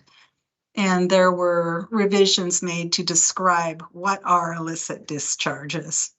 And so that's clear to folks. So that's a quickie rundown of the stormwater changes. And then can you also talk about the grading changes that were referenced in there? That, I believe, was done from the community development folks, but I can just kind of generically speak to that. And Randy nailed it, that basically there are often complaints from citizens come in and say, hey, our neighbor did some grading, moved some dirt, changed the topography, and that has affected drainage. Typically, it's a drainage type complaint, right? So things have now changed. I've got more water coming onto my property. And the building department and ourselves, our hands were somewhat tied because there was nothing triggering a permit, if you will. So not enough dirt had been moved that would require a grading permit and a review of the county. And so I believe what is trying to be accomplished here is that there's a lower threshold for smaller parcels that that would trigger that review. And Kell, please correct me if I'm wrong, because I'm guessing what you were what the intent was there. Yeah, and Todd's not here to speak to that, but that's how I understand it as well. And I guess my point is, when things are like that, they're not, it's one thing to bring something through what that's required by law and we do an update and we come together with how it's supposed to be. But I don't believe that that's the place to throw in stuff that we don't know. And I think we ought to consider having more working meetings where we have those discussions about whether we want to have and implement new changes and new additions. Commissioner Schutte, you were there at the end of one when we were in the planning commission for the shoreline, when 1/4 of it came from a technical group, 1/4 of it came from a citizen group, and then there was another 2/3 that came out of nowhere and nobody knew where it came from. And it took 2 years to go through that and get it out. I always want to make sure those type of things don't happen, and that if it is a change that occurs, to these folks, that we actually talk about it, and then it not just be in a big document where we just look over and say, okay, that sounds good, because we don't even know what it really is. We do that a lot. I just would like to see us, before we add things in that are not required by law, and update changes, that they come to us directly and independently. I guess I'll jump in on that. I've not seen anything since I've been here that has just been thrown in just because it felt like the right thing to do, or because we wanted to just add it. Seems to me like the things that we've been adding lately are because there were either code changes or law changes or things like that. So I think since I've been here, we've been on a pretty good path, cleaning up taking out what wasn't required by law, making things easier overall, I think, with the permitting and restrictions. And it looks to me like the items that were on that list are either covered because or changed because of either ordinances or building codes, or a variety of items that are always pushed down to the counties, sometimes whether we know it or not. Except for the ones they just said are not pushed down to the county, that are a choice and a thing they want to do to clean up and change the things they're doing. They just went through a list of some of them. So that's what I'm talking about, is those in particular, not all the rest of them. But again, I'm just one voice, and I understand that. I just know that we spent years trying to make sure that we had a community aspect of how we looked at it, that things were not thrown in without coming before the commissioners to decide how important they were or how unimportant they were, to be going in and changing codes and requirements. And to do it blanketly in updates is not how I'd like to see it. That's all I'm saying. So would your preference be to have a separate hearing for like the grading, or like now that we're talking about it, is that sufficient to include in this hearing? Or I think it's sufficient to include in this hearing, but the truth matters, I would rather have had this conversation a month ago before putting it in and before getting to the point to ask for a hearing, so that we have our decision points before that. But we are here. I'm not saying we stop it and hold it up. I don't see anything that's super critical. I'm just trying to make sure that we walk a good path for the future more than anything else. I haven't gone over every change, to be honest with you, to see if there's something, and even then I wouldn't know whether it is required by law or not. That's what the work sessions would be as they're bringing it forward. And I have a feeling most of them will only take a few minutes, as we're doing now, just to go over them, but we don't know what they are unless we ask. That's the issue I have. I asked on a few, but those are the only ones we touched on was on that one page. And because I caught that some of it isn't required by law. In the past, Commissioner Shu, if you remember, we used to ask them just straight out, is there anything in here that is included that is not required by law? And they would say no, and we took that as good enough. But I saw some stuff there that didn't look like it was required by law. So that's why I asked the question. And I appreciate the questions as well. Would you feel more comfortable if we, because I know they want to set for a hearing on the 20th. We do have a briefing on the 5th. Would you want more discussion then, so that we have time to look over the items a little closer? I appreciate that question, because yes, what would be nice is if they would highlight everything that's not required by law, and just at least on this one on a shorter version, because we're up on the timeline. I'm good with that. Just at least point out what it is. All the different things that are not required by law that are more, I would say, a request from the departments to change, because that's what those are. And we have that at least to look at for ourselves, so we can ask questions. But in the future, before those are included, I would like it to be in a briefing specifically on the issue, and then we decide as a commission if we want to continue or restrict or add a requirement. All right. Randy, you've got a comment? Yes, I do. Just if I could make a recommendation or suggestion, I strongly suspect there is a very reasonable explanation for the grading one, which seems to be the point of contention here. And and I will admit I'm at a loss. I am familiar with the fire and the building codes, but I was not involved with writing that provision, and I think a simple explanation from an email would probably provide a satisfactory explanation for that if that is your desire, or if you're agreeable.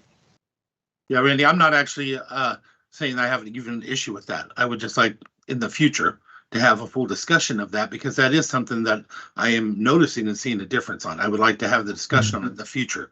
I'm not holding it against it now. If anything, just highlight them so we know what's not required, so I can at least have an idea in my mind if I want to have a further discussion on it. And in the future, we separate those things out first before adding them to a plan that we would normally just rubber stamp, basically, because it's the law. That's the difference here. This one is one that's brought to us as an update to the law, and if there are things that are not an update to the law, but things that we would like to see changed, that should be separated out first and then included at the time we raise this up to that level. Understood. So I can tell you, after hearing Loretta's explanation, that the only one that I can tell you is that each of those, with the exception of the grading, is basically state law. So, and hopefully we can clarify that for you, and it becomes a moot point. Do you have any other questions for me? Any more questions for Randy? The other Randy? That's driving me crazy, but it's all good. Okay. All right. Thanks, thank you. Randy. You're welcome. I do have a question maybe for Randy Collins that's separate from this, if I can do that now for time. So Randy, we've had a kind of an active couple of weeks from the wildfire perspective, maybe an early start to the season. Can you maybe just give us a little bit of an update on kind of where things are, and maybe some coordination with both the Fire Chiefs Association and DNR on when we might anticipate some burn restrictions, or what those conversations are looking like? Yeah, actually, that's a really good question. I had that discussion last week with the chiefs and also with DNR. In fact, I had a separate meeting specifically with DNR to talk about the implementation of burn restrictions. And the takeaway we had from that meeting was that beginning in the first Monday in June, I will be participating in what they call their Monday morning briefings, where they have participants from not only DNR, but the Forest Service, Park Service, and the National Weather Service. And part of that presentation is the Weather Service giving a discussion on what the forecast weather is for the next week. Based on that information, a determination on whether or not any burn restrictions will be implemented will be made. And obviously the reason for my participation is so I'm right there to hear it, so I can immediately make whatever changes are necessary through press releases and to get the information out. So right now, until at least the first June meeting, which is obviously going to be the 5th, right now burning is still permitted. I was a little surprised at that, but as you know, from last year's actions that you took, we made it so any burn restrictions that are implemented by DNR, we follow, just so there's consistency throughout the county, which has actually been a huge help, and I've gotten a lot of positive feedback on that. But DNR has indicated until June 5th that right now it's status quo. I will tell you, though, that all the weather forecasting has shown that we're in a La Nina period, which does mean we're slightly behind on precipitation and we are slightly warmer. So I would strongly suspect that we will probably be having burn restrictions that will go into effect long before what we had last summer, which, as most of you probably remember, was actually right after the 4th of July. So I know and I'll probably give you a little more detail there, but I hope that answered your question, Commissioner Schutte. Yeah, absolutely. No, I appreciate that. And I also really appreciate the coordination between all the fire agencies and trying to get everybody aligned on how to approach the fire season. It's been a busy couple of weeks. So thank you. You're welcome. Yeah, I'm wondering, Randy, if you could maybe come back at our next briefing and maybe give us an update. You said that you're meeting with them on the 5th. Yes, that'll be our first. That'll be our first meeting, and which is going to be Zoom. Okay. What time do you have those meetings? I mean, I don't want to force you to come in on the 5th and talk to us, but they're typically held at 10 a.m. on at 10. each Monday morning. Mm-hmm. Okay, maybe even just an email that's sent out would be okay. That would be great. That would be very easy to do. I'd be happy to do that for you. That would be awesome. So Randy, nature has a way of telling us things. If it's going to be a bad winter, animals will get an extremely big coat, and you notice it early, and you go, somehow they know better than the rest of us. There's always these telltale signs. I drive by a pond every year on the way to work. Oddly enough, even though we seem to have a lot of weather and winter here up until just shortly, that pond is already becoming lily pads and grass all the way through it, which is way too early for normal. So it makes me worry that we are going to have a very, very, very bad year. I hope not. And I hope it's just an odd thing that I'm seeing. But if that is the case, I'm very much in favor of the 4th of July. I'm one of those guys. I love it. I had fireworks dance for the kids for years for them to raise money. And I would like to, if we have to, keep it open to at least allow for fireworks on the day of the 4th of July. But if it's that dry, we're going to have to consider shortening that season instead of a week, shorten it down for just the one day or something like that. So I'm just asking you to pay attention to that for us. Keep us updated so that we could maybe give them a heads up if we think it's going to go that way for the public. And also we have to institute it. We created an amendment that allows us to institute that with specific action.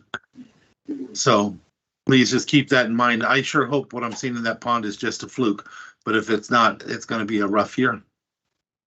Well, you just described probably something that I've probably thought about every day for the last 3 weeks.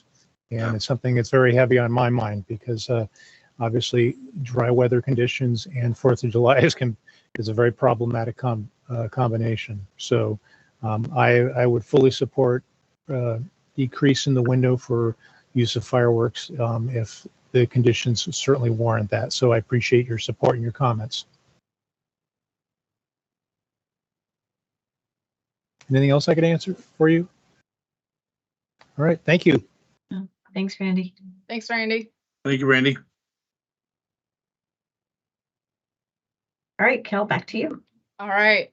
Okay, so I am requesting that we put on tomorrow's action agenda the ability to distribute the request for proposals. So Mason County, we are updating our comprehensive plan, and the state is giving us some monies, non-competitive grant to update the 2025-2045 comprehensive plan. We are only doing the elements as required by law and will not do any additional elements. With exception, I was going to talk to Dave with public health because we have done a health and human services element, and so see if his team is planning on doing that this year as well. The city of Shelton and I have discussed, we played around with the idea of doing a joint RFP, and we have decided to do separately. I think the city may do in-house work, or they may go out for requests for proposals as well. But the county is going to have our consultant services work on the countywide planning policies. City of Shelton is the county's only city.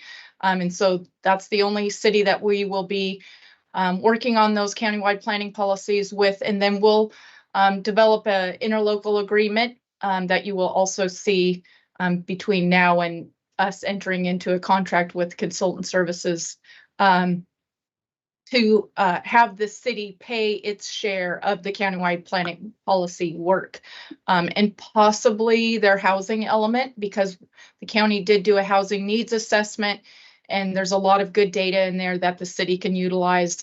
They may or may not use our consultants to do that work, but we will work that out in the interlocal agreement to ensure that the city is paying for those services.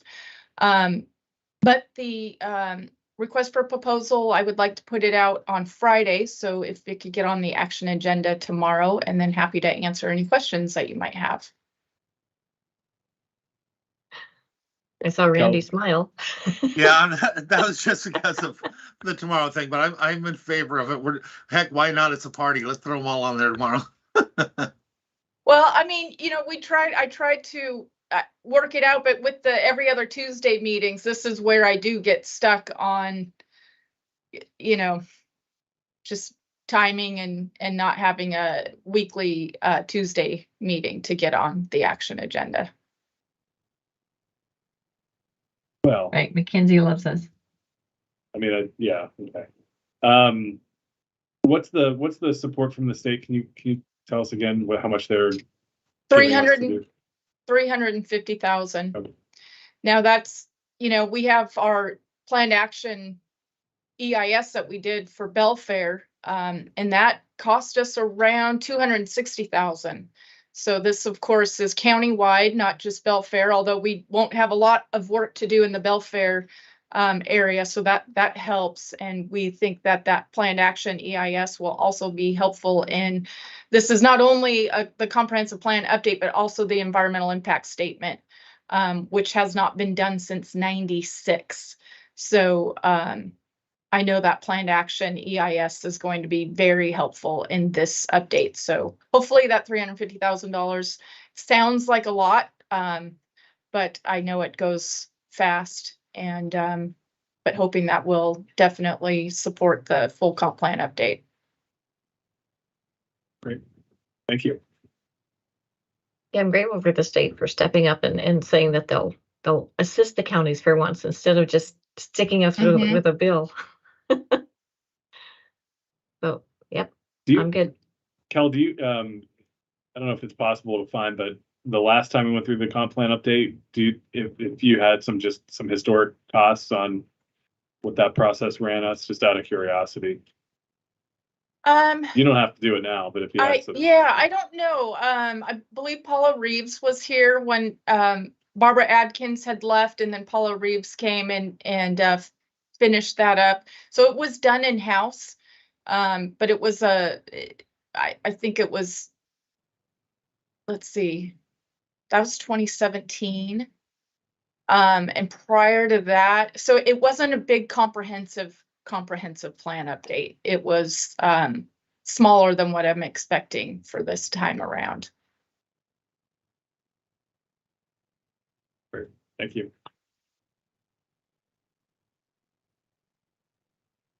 And that's all I have. That's it. All right, commissioners, anything for Kell?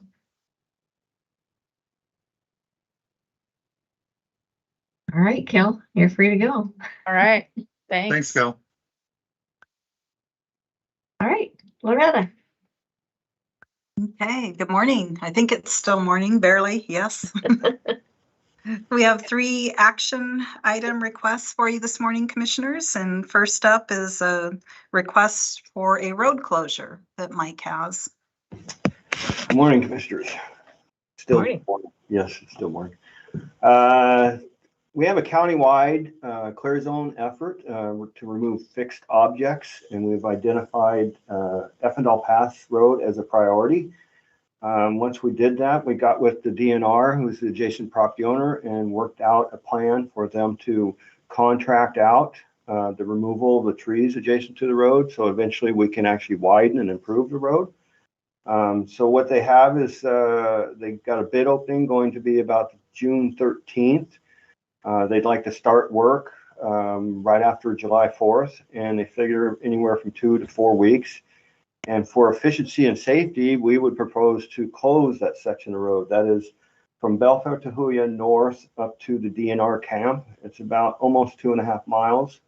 We'd like to close that road overnight. The type of equipment that's going to be in there is not really conducive to having traffic flow through. And so that's what we're proposing.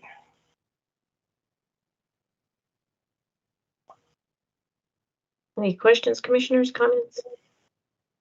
Not for me. Nope. Sounds good to me. Thank you. All right, next up, Richard has a request for qualifications for the general sewer plan update for North Bay. The I do. long-awaited update. Oh, yeah. You know what I got ready for is I was all ready for the Puget Sound nutrient reduction grant. So if you bear with me 1 second. Oh, we can jump on that. That's Yeah, let's fine. do that. That'd be Yeah, great. we can switch it up, Richard. Okay. All good. Sorry for my confusion. All right, so Department of Ecology issued its first Puget Sound nutrient general permit for all marine dischargers in Puget Sound. Fortunately, we have 3 treatment plants, but only 1 discharges to Puget Sound. We've been following their permit. We've been, prior to getting this, we decided we'd take samples and figure out where we're at. We're absolutely having no problem meeting this permit. So, as you know, though, parameters will get tighter as years go. So what we're planning to do is use this money to hire a consultant to run that plant under different scenarios to optimize it for future conditions that will be coming, and to memorialize that in an engineering report. That's my goal. And so the state has given us $165,000, just short of $166,000 with no match required. So I think that's an exceptional goal. Yeah. So I'm going to ask the board to execute this at their June 6th meeting. Not tomorrow. Great change of pace. You're my hero, Richard. Okay, I got one. Good with me. Hold on tight. I'm sure I probably have other things that don't meet that requirement. As soon as I find them. I swear I printed all this out. Okay, so what's our next agenda item? Request for qualifications for general sewer wastewater facilities plan for North Bay. Well, I tell you what, that we had the last time that plan was updated was 1998, and I'm just downloading it right now from the state archives. That's how long it's been.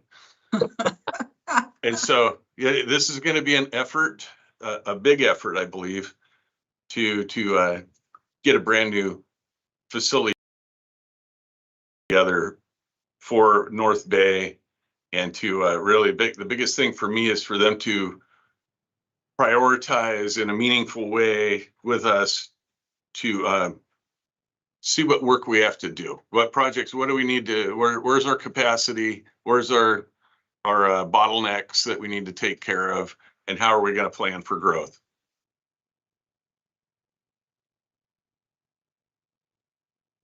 Right. Yeah, supportive, and this is one of those things that I wish that the legislature would have helped us out with this session, but it's work that needs to get done, and so we'll keep moving forward with it. Yes, thank you. Appreciate that.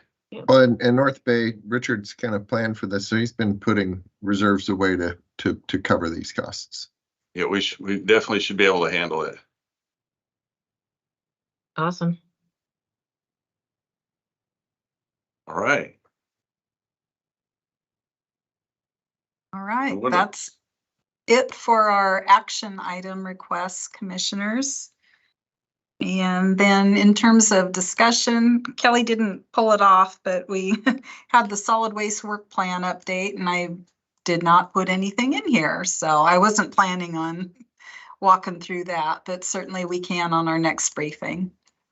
But what we do want to talk about today is the work plan for the 2023 utility rate review and update. And what we've done is lay out a game plan for that effort to happen. Commissioners, last year, as you know, you said it's long overdue to take a look at our utility rates, and certainly with the code that says follow the CPIU and the shocking amount that it was last year, and we're anticipating again this coming year, it is very timely to take a look at rates. So that work is underway. We have our CPA has been crunching numbers, and we've got a good grip on what our existing operation looks like, what our code is telling us. Richard has put together a good look ahead at future capital needs. And of course, we've got plan updates that will better inform the future capital needs as well. And now what we'd like to do is review with you the steps and schedule to present this information and gather input back from commissioners. Of course, reach out to our communities as well and gather input from them and wrap this all up, ideally, in time to incorporate in our budget process for 24. So all that said. So you will be attending the Russellwood HOA meeting? Excuse me, Commissioner? You'll be attending the Russellwood HOA meeting? Yes, Richard reached out to Russellwood, and that's right around the corner, so we'll be visiting with them. I've reached out to the Lakeland Village community, and I know they have their annual meeting, I believe, the end of June. So, but inquired whether or not the board wanted to meet first and get a preview, or whether this is something that they wanted to have presented at the full community meeting. And then we still need to reach out to Beards Cove, and our Belfair customers will be a whole different ball of wax because we don't have a association, if you will. So Commissioner Netherland, commissioners, you may have some ideas there, but perhaps meet with the chamber, maybe a direct mail to our ratepayers. Absolutely wanting to hear your thoughts on the best way to move forward on our Belfair folks. Personally, I think it's not going to be an issue to put together a town hall for the Belfair folks, even though they don't have an association. They'll still come. Same with Lakeland. My question that I have for the commission is, should we go ahead and just be participants in that, hearing what they have to say, but let the staff go forward with their different options and ideas, and then we take the input, and then eventually then it comes to us and we make decisions based on the input and on the information? Or do we want to make recommendations first on what to present to them, and then come back and make decisions? I think I'm leaning more to give them the different options, show them what there is, and then coming back and making a decision. Yeah, I think I agree with that. I think, having the consultants put together, basically doing their cost of service analysis, and I think there's plenty of things to present on, and then that'll give enough for some, I think, hopefully, good feedback from the communities. And I wouldn't want to bias that discussion in any way. That was the whole point of having somebody independent do the analysis for us. And so I think to the extent that we can let our people make their presentations about the state of each utility and the directions that it could head, and then receive that feedback, I think that might be the most useful to us as a commission. Good. Right. I value our SMEs. They're very knowledgeable in ways that I am not. So absolutely would prefer to get the information from them, or their recommendations also.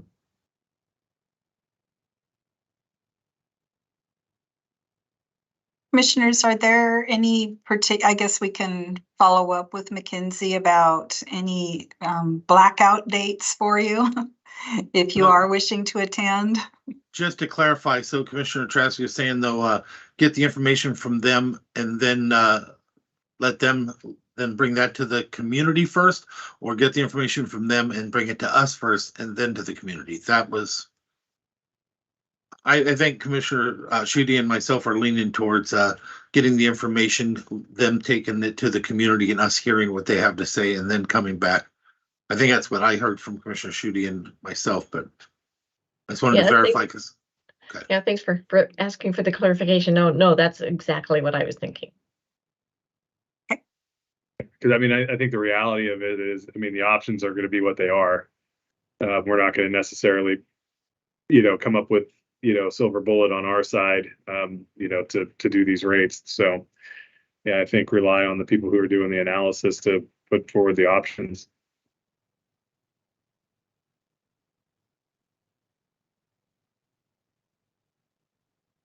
Where we control the water and the sewer, I think it's more straightforward because then we have good data, and the more water you use, the more impact you put on the sewer utility, most likely. So I do think that we're going to see a shift towards usage-based rates. And the preliminary analysis that I've gone over with Richard and Loretta definitely show that is necessary. The other part of this, Loretta, I think, is figuring out how we potentially. Well, let me put it to you let me phrase it like this: has there been any discussion with our consultants on this regarding potential out of utility customers using the utility? So as we think about our planning agreement with PSIC, has there been any discussion with them on how to model a rate structure that's fair to our ratepayers? Any discussion about that? And if you haven't, I'd probably encourage some discussion with the consultants on that, so that we're out in front of it rather than having to make things up as we go along. Yeah. We have not dove into the details of that yet, Commissioner, but yes, we definitely need to.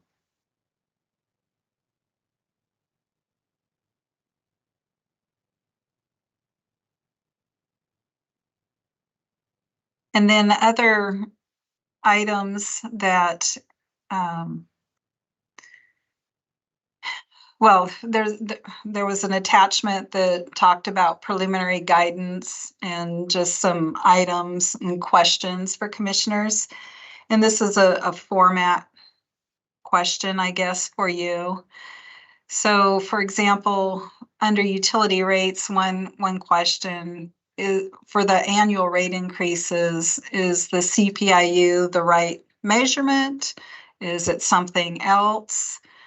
For our water system, Mark mentioned earlier that we're likely to move to a metered and consumption-based rate and have some tiers to that. I know we've had some conversation in previous briefings about how many tiers, what makes sense. So if we could present these things as questions and just little check the boxes with some quick background items. I guess it's a lot to chew on. What might be the best way to wade through this and start checking some boxes and some direction from commissioners? Would some type of a template with here's the issue, yes, no, maybe. Oh, Randy, you're muted. Perhaps we look at what's going on around us, the people that are doing it, let our people that we're paying make some recommendations on how to go about it. I'm not a big fan of using the CPI as a basis because it has no reality in what it may cost for us to do the next phase for our service or provide the issues for our service or what equipment has failed and we have to replace in our service. I think that's the stuff we have to take in, and it may be something that we as a commission work at and look at every single year. I don't know. I'm not saying that that's what we do. I'm just saying that may be one of the options that they recommend as we see what we need. We know we can plan this year for the future that we see today. Maybe we plan next year for the future we see then. But just the CPI is not, to me, a successful way of doing it to where we're actually paying attention to the system. When we use that, we just kind of let it go. It goes on autopilot for the last 10 years, and we haven't even looked at it. We should have. Yeah, I tend to agree with that. I think utilizing CPI is great until it isn't. And I think we saw that over the past year or 18 months when, just it fluctuates. And so I think coming up with a more realistic overview of what our fixed costs are for running the utility, what our capital needs are for the next, 10, 15, 20 years, and how we factor that into the budget. I think it is a more realistic approach to how we do our utility rate setting. And so I think to the extent that we can get out of using CPI as a metric for anything other than what people are maybe feeling on their personal budget side, using it as a metric for deciding what we charge for rates or anything else on our ledger is, I think, a challenge, and probably not the best way to go forward. Yeah, I think it might be the easiest way, but is it the most effective way? Mhm. And so I agree with my seatmates there that let's look at other options and see where, what are our needs.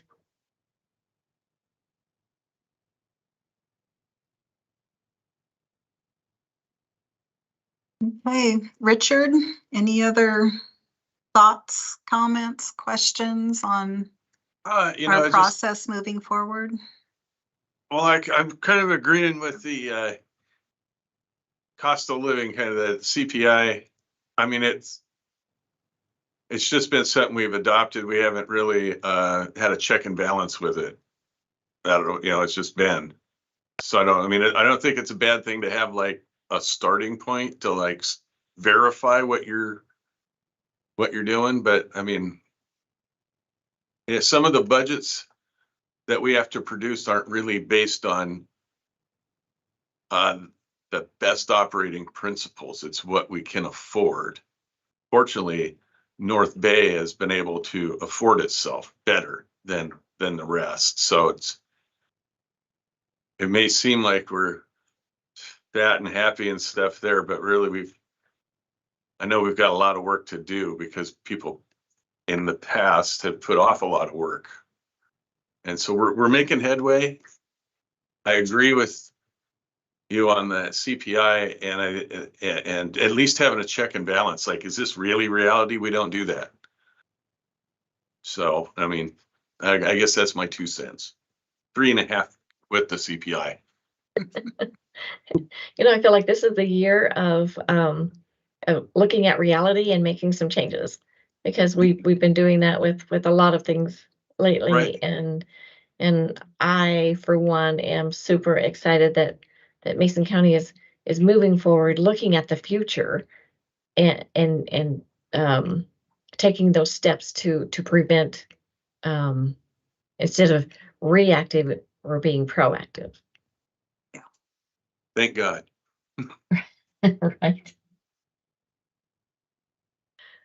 All right, commissioners, any questions or additions or changes to the schedule or the draft schedule and actions? Commissioner Schutte, absolutely the PSIC rate evaluation addition. And then plugging in 2 town hall meetings. I didn't see anything with the schedule that I was concerned about, other than just making sure that we're, ahead of the curve when it comes time to do budgeting for next year. And, I don't know that this leaves a whole lot of float for things coming up that might require some additional deliberation on our part. So, I mean, I don't know the extent to which you can tighten the schedule, but I certainly wouldn't extend it out more than you already have. Yeah, this is, you're absolutely right. There is not a lot of float, and it was basically working backwards from the objective of having this process essentially wrapped up in time for the preliminary budget submittal.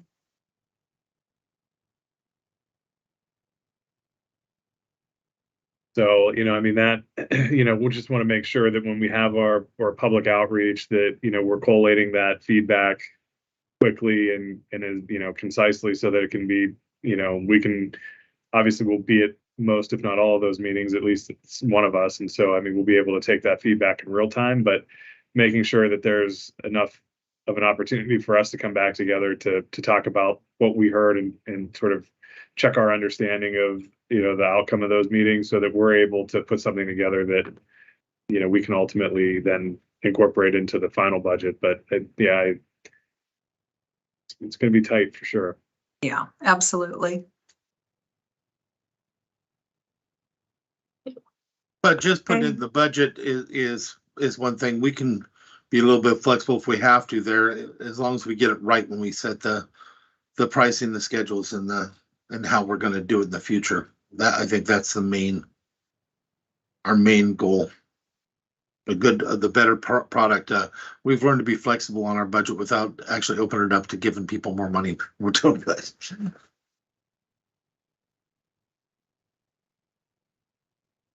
That looks good to me. And sounds good. Hey, thank you, commissioners. Mark, any words of wisdom from the Mark corner? Lots of rock.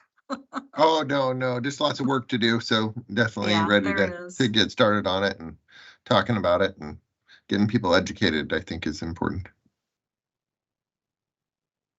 Okay. Well, thank you, commissioners. Thank you. Appreciate you guys working on this.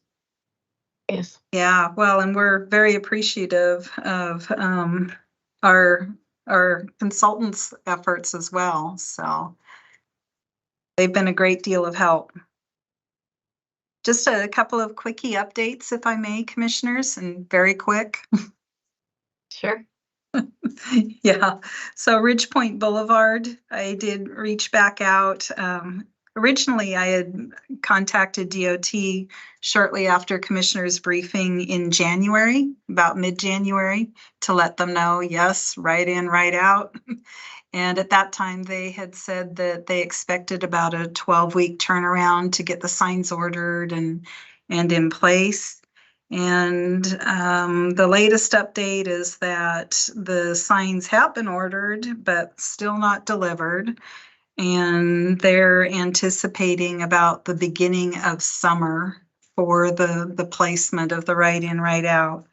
And I let them know that, well, the apartments are filling up and the single family homes are being constructed and people are adding to the existing traffic volumes there. So as soon as possible would be greatly appreciated to get that signage in place. And then the freight corridor process, Amy Amos is the design team project manager. And Amy reached out recently to set up a meeting to talk about the design and where they're at. And that has continued to move ahead because there was still budget authority under the last biennium.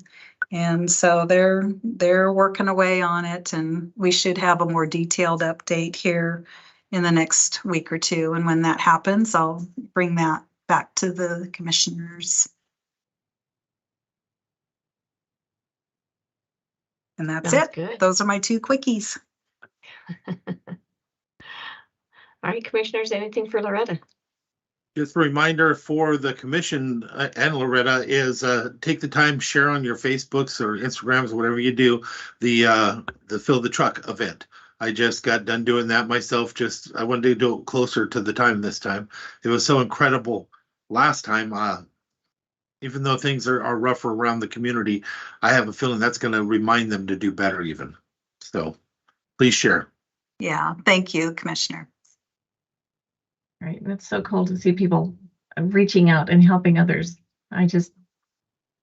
Mason County is very good. They've always been pretty good at that. So yes, I think hopefully we'll have a good turnouts. Yeah, we're excited.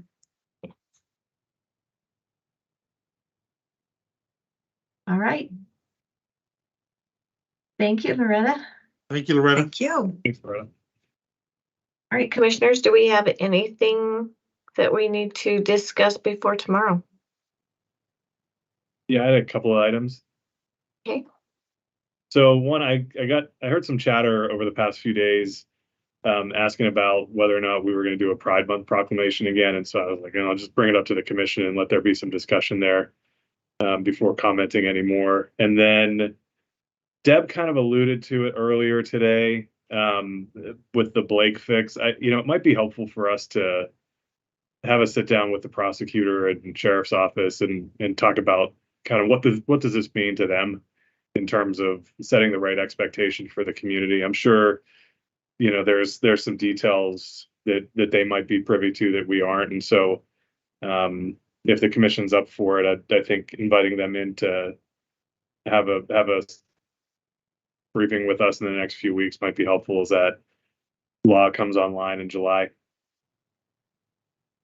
Yeah, no, I think that's a great idea. I do see some members of the sheriff's office on here right now. And so maybe Mark, if you wouldn't mind reaching out to them. Yeah, I'll reach out to the prosecuting attorney and the sheriff's office and see if they can't put some information together on how that's going to impact us. Okay. That would be good. And it might also be worthwhile to reach out to the city just to make sure that we're all on the same page. Yes. And then as far as proclamations, I know it's been our policy in the past to, if people bring a proclamation forward and it's requested, then we honor their request. And so I think, if things are brought forward to us, then we've always just understood that they were a request and a proclamation by certain groups or folks, and so I would rather have people bring us their proclamation and then we can have them read it as well, instead of just doing things automatic.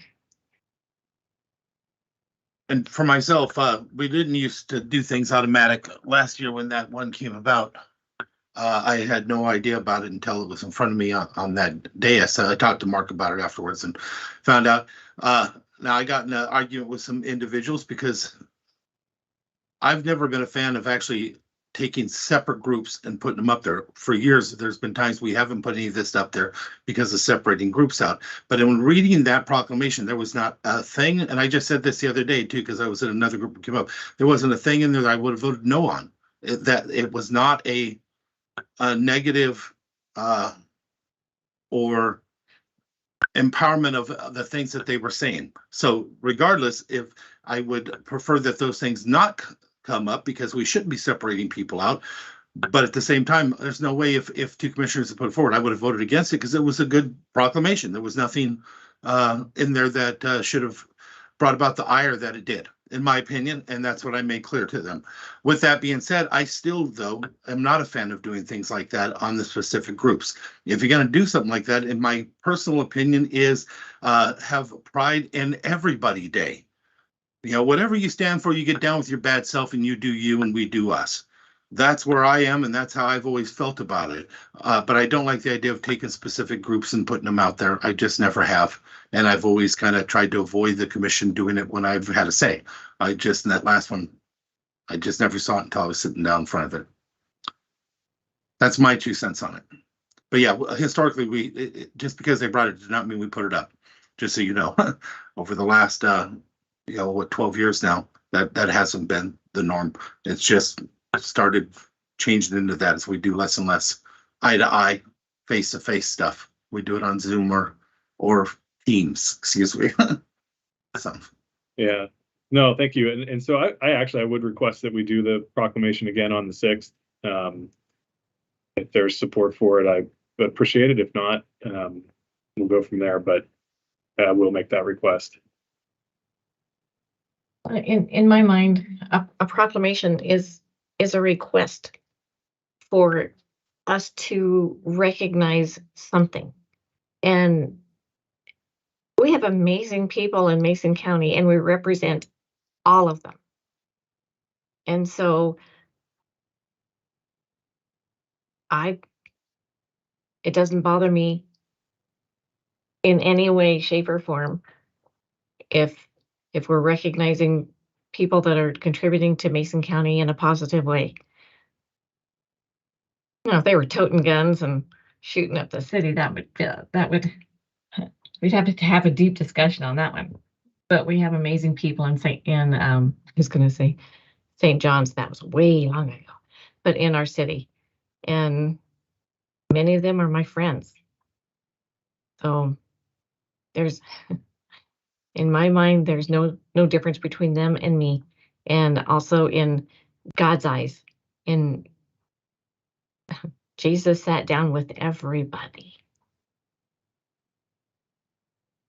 So again, and I understand that, like, as I said before, if you put it forward, if it's the same verbiage as what you had last time, because I thought, however that was drafted very well, and it did not do it in a manner that I thought was that I would have thought was offensive, as some of the members of the community thought.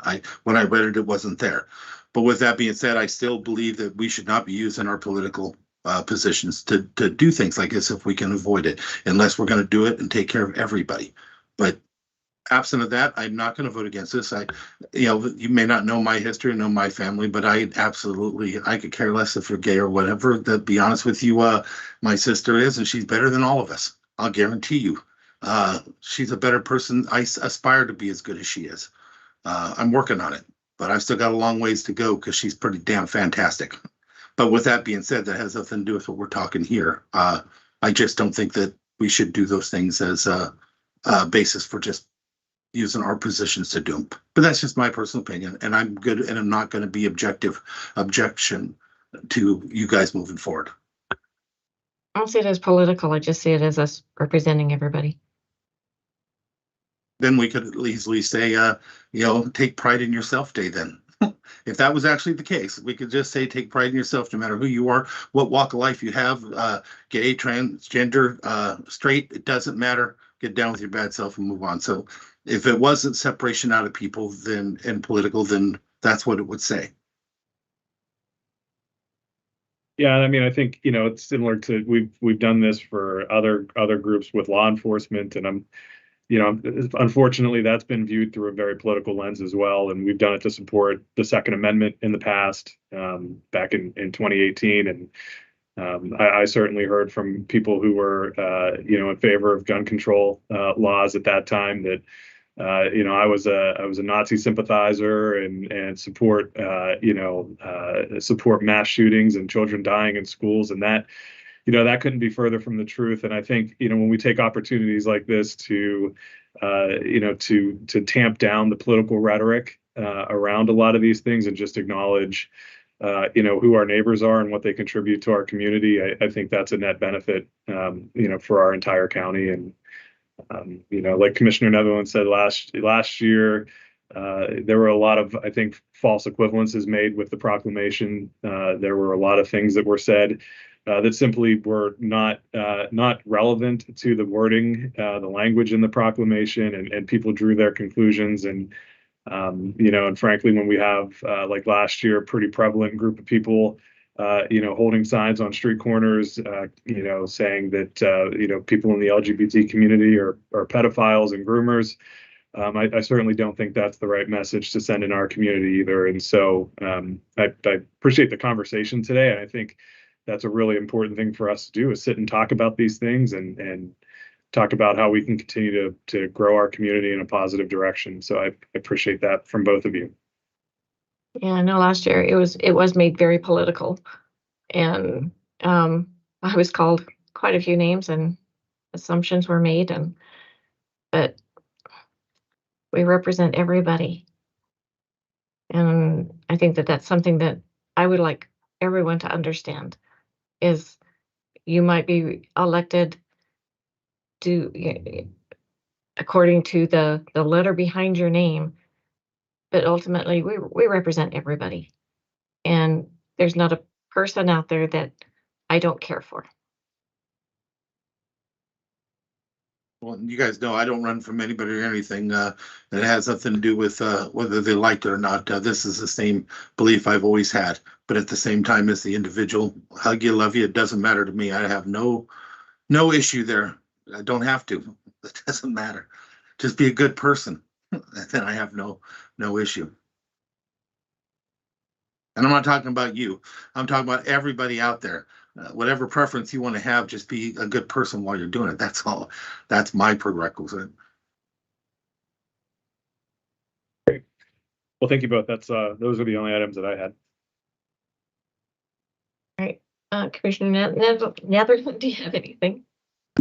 Are you talking to me? No, no, it's not. No, I have nothing. I'm good. Thank you. I do have one thing. I know previously we talked about our county website. And I was wondering how are we moving forward with updating it? I don't know how old it is, but Sorry. but we might want to continue that conversation. Oddly enough, I don't know if they say that it's that old. It's just that they keep hanging on to pieces, and some pieces are very old, and we brought it back in, and then we add to it, and then we patch this, and I don't know. Change is hard, I know. I think I think that might be a good conversation for the IT steering committee if you want to have a little bit more discussion about it. Ben does a good job of keeping everything updated and does a lot of our webmaster work. And I think if you're both okay with it, we can ask Mark to bring that forward to the next IT committee meeting and look at what a revamp might take on our side. And yeah, I think whenever we're able to make things more accessible and easier to access, I think that's a good thing.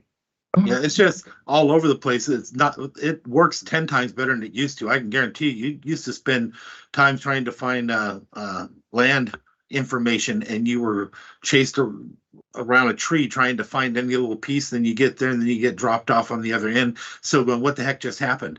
Nowadays, you can get the information. It's all there. It is easier. It's just that there's so much on those pages that it's hard to get access to what you want when you want it if you're just a regular citizen. That's my issue with it, not the functionality, because it functions 100 times better than it used to.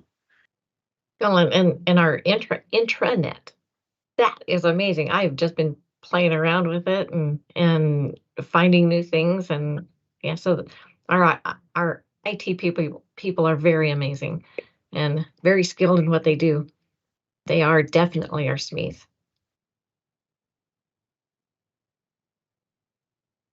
Yeah, TJ worked really hard on that. It's really a cool thing to have. Oh, it is. It is so cool.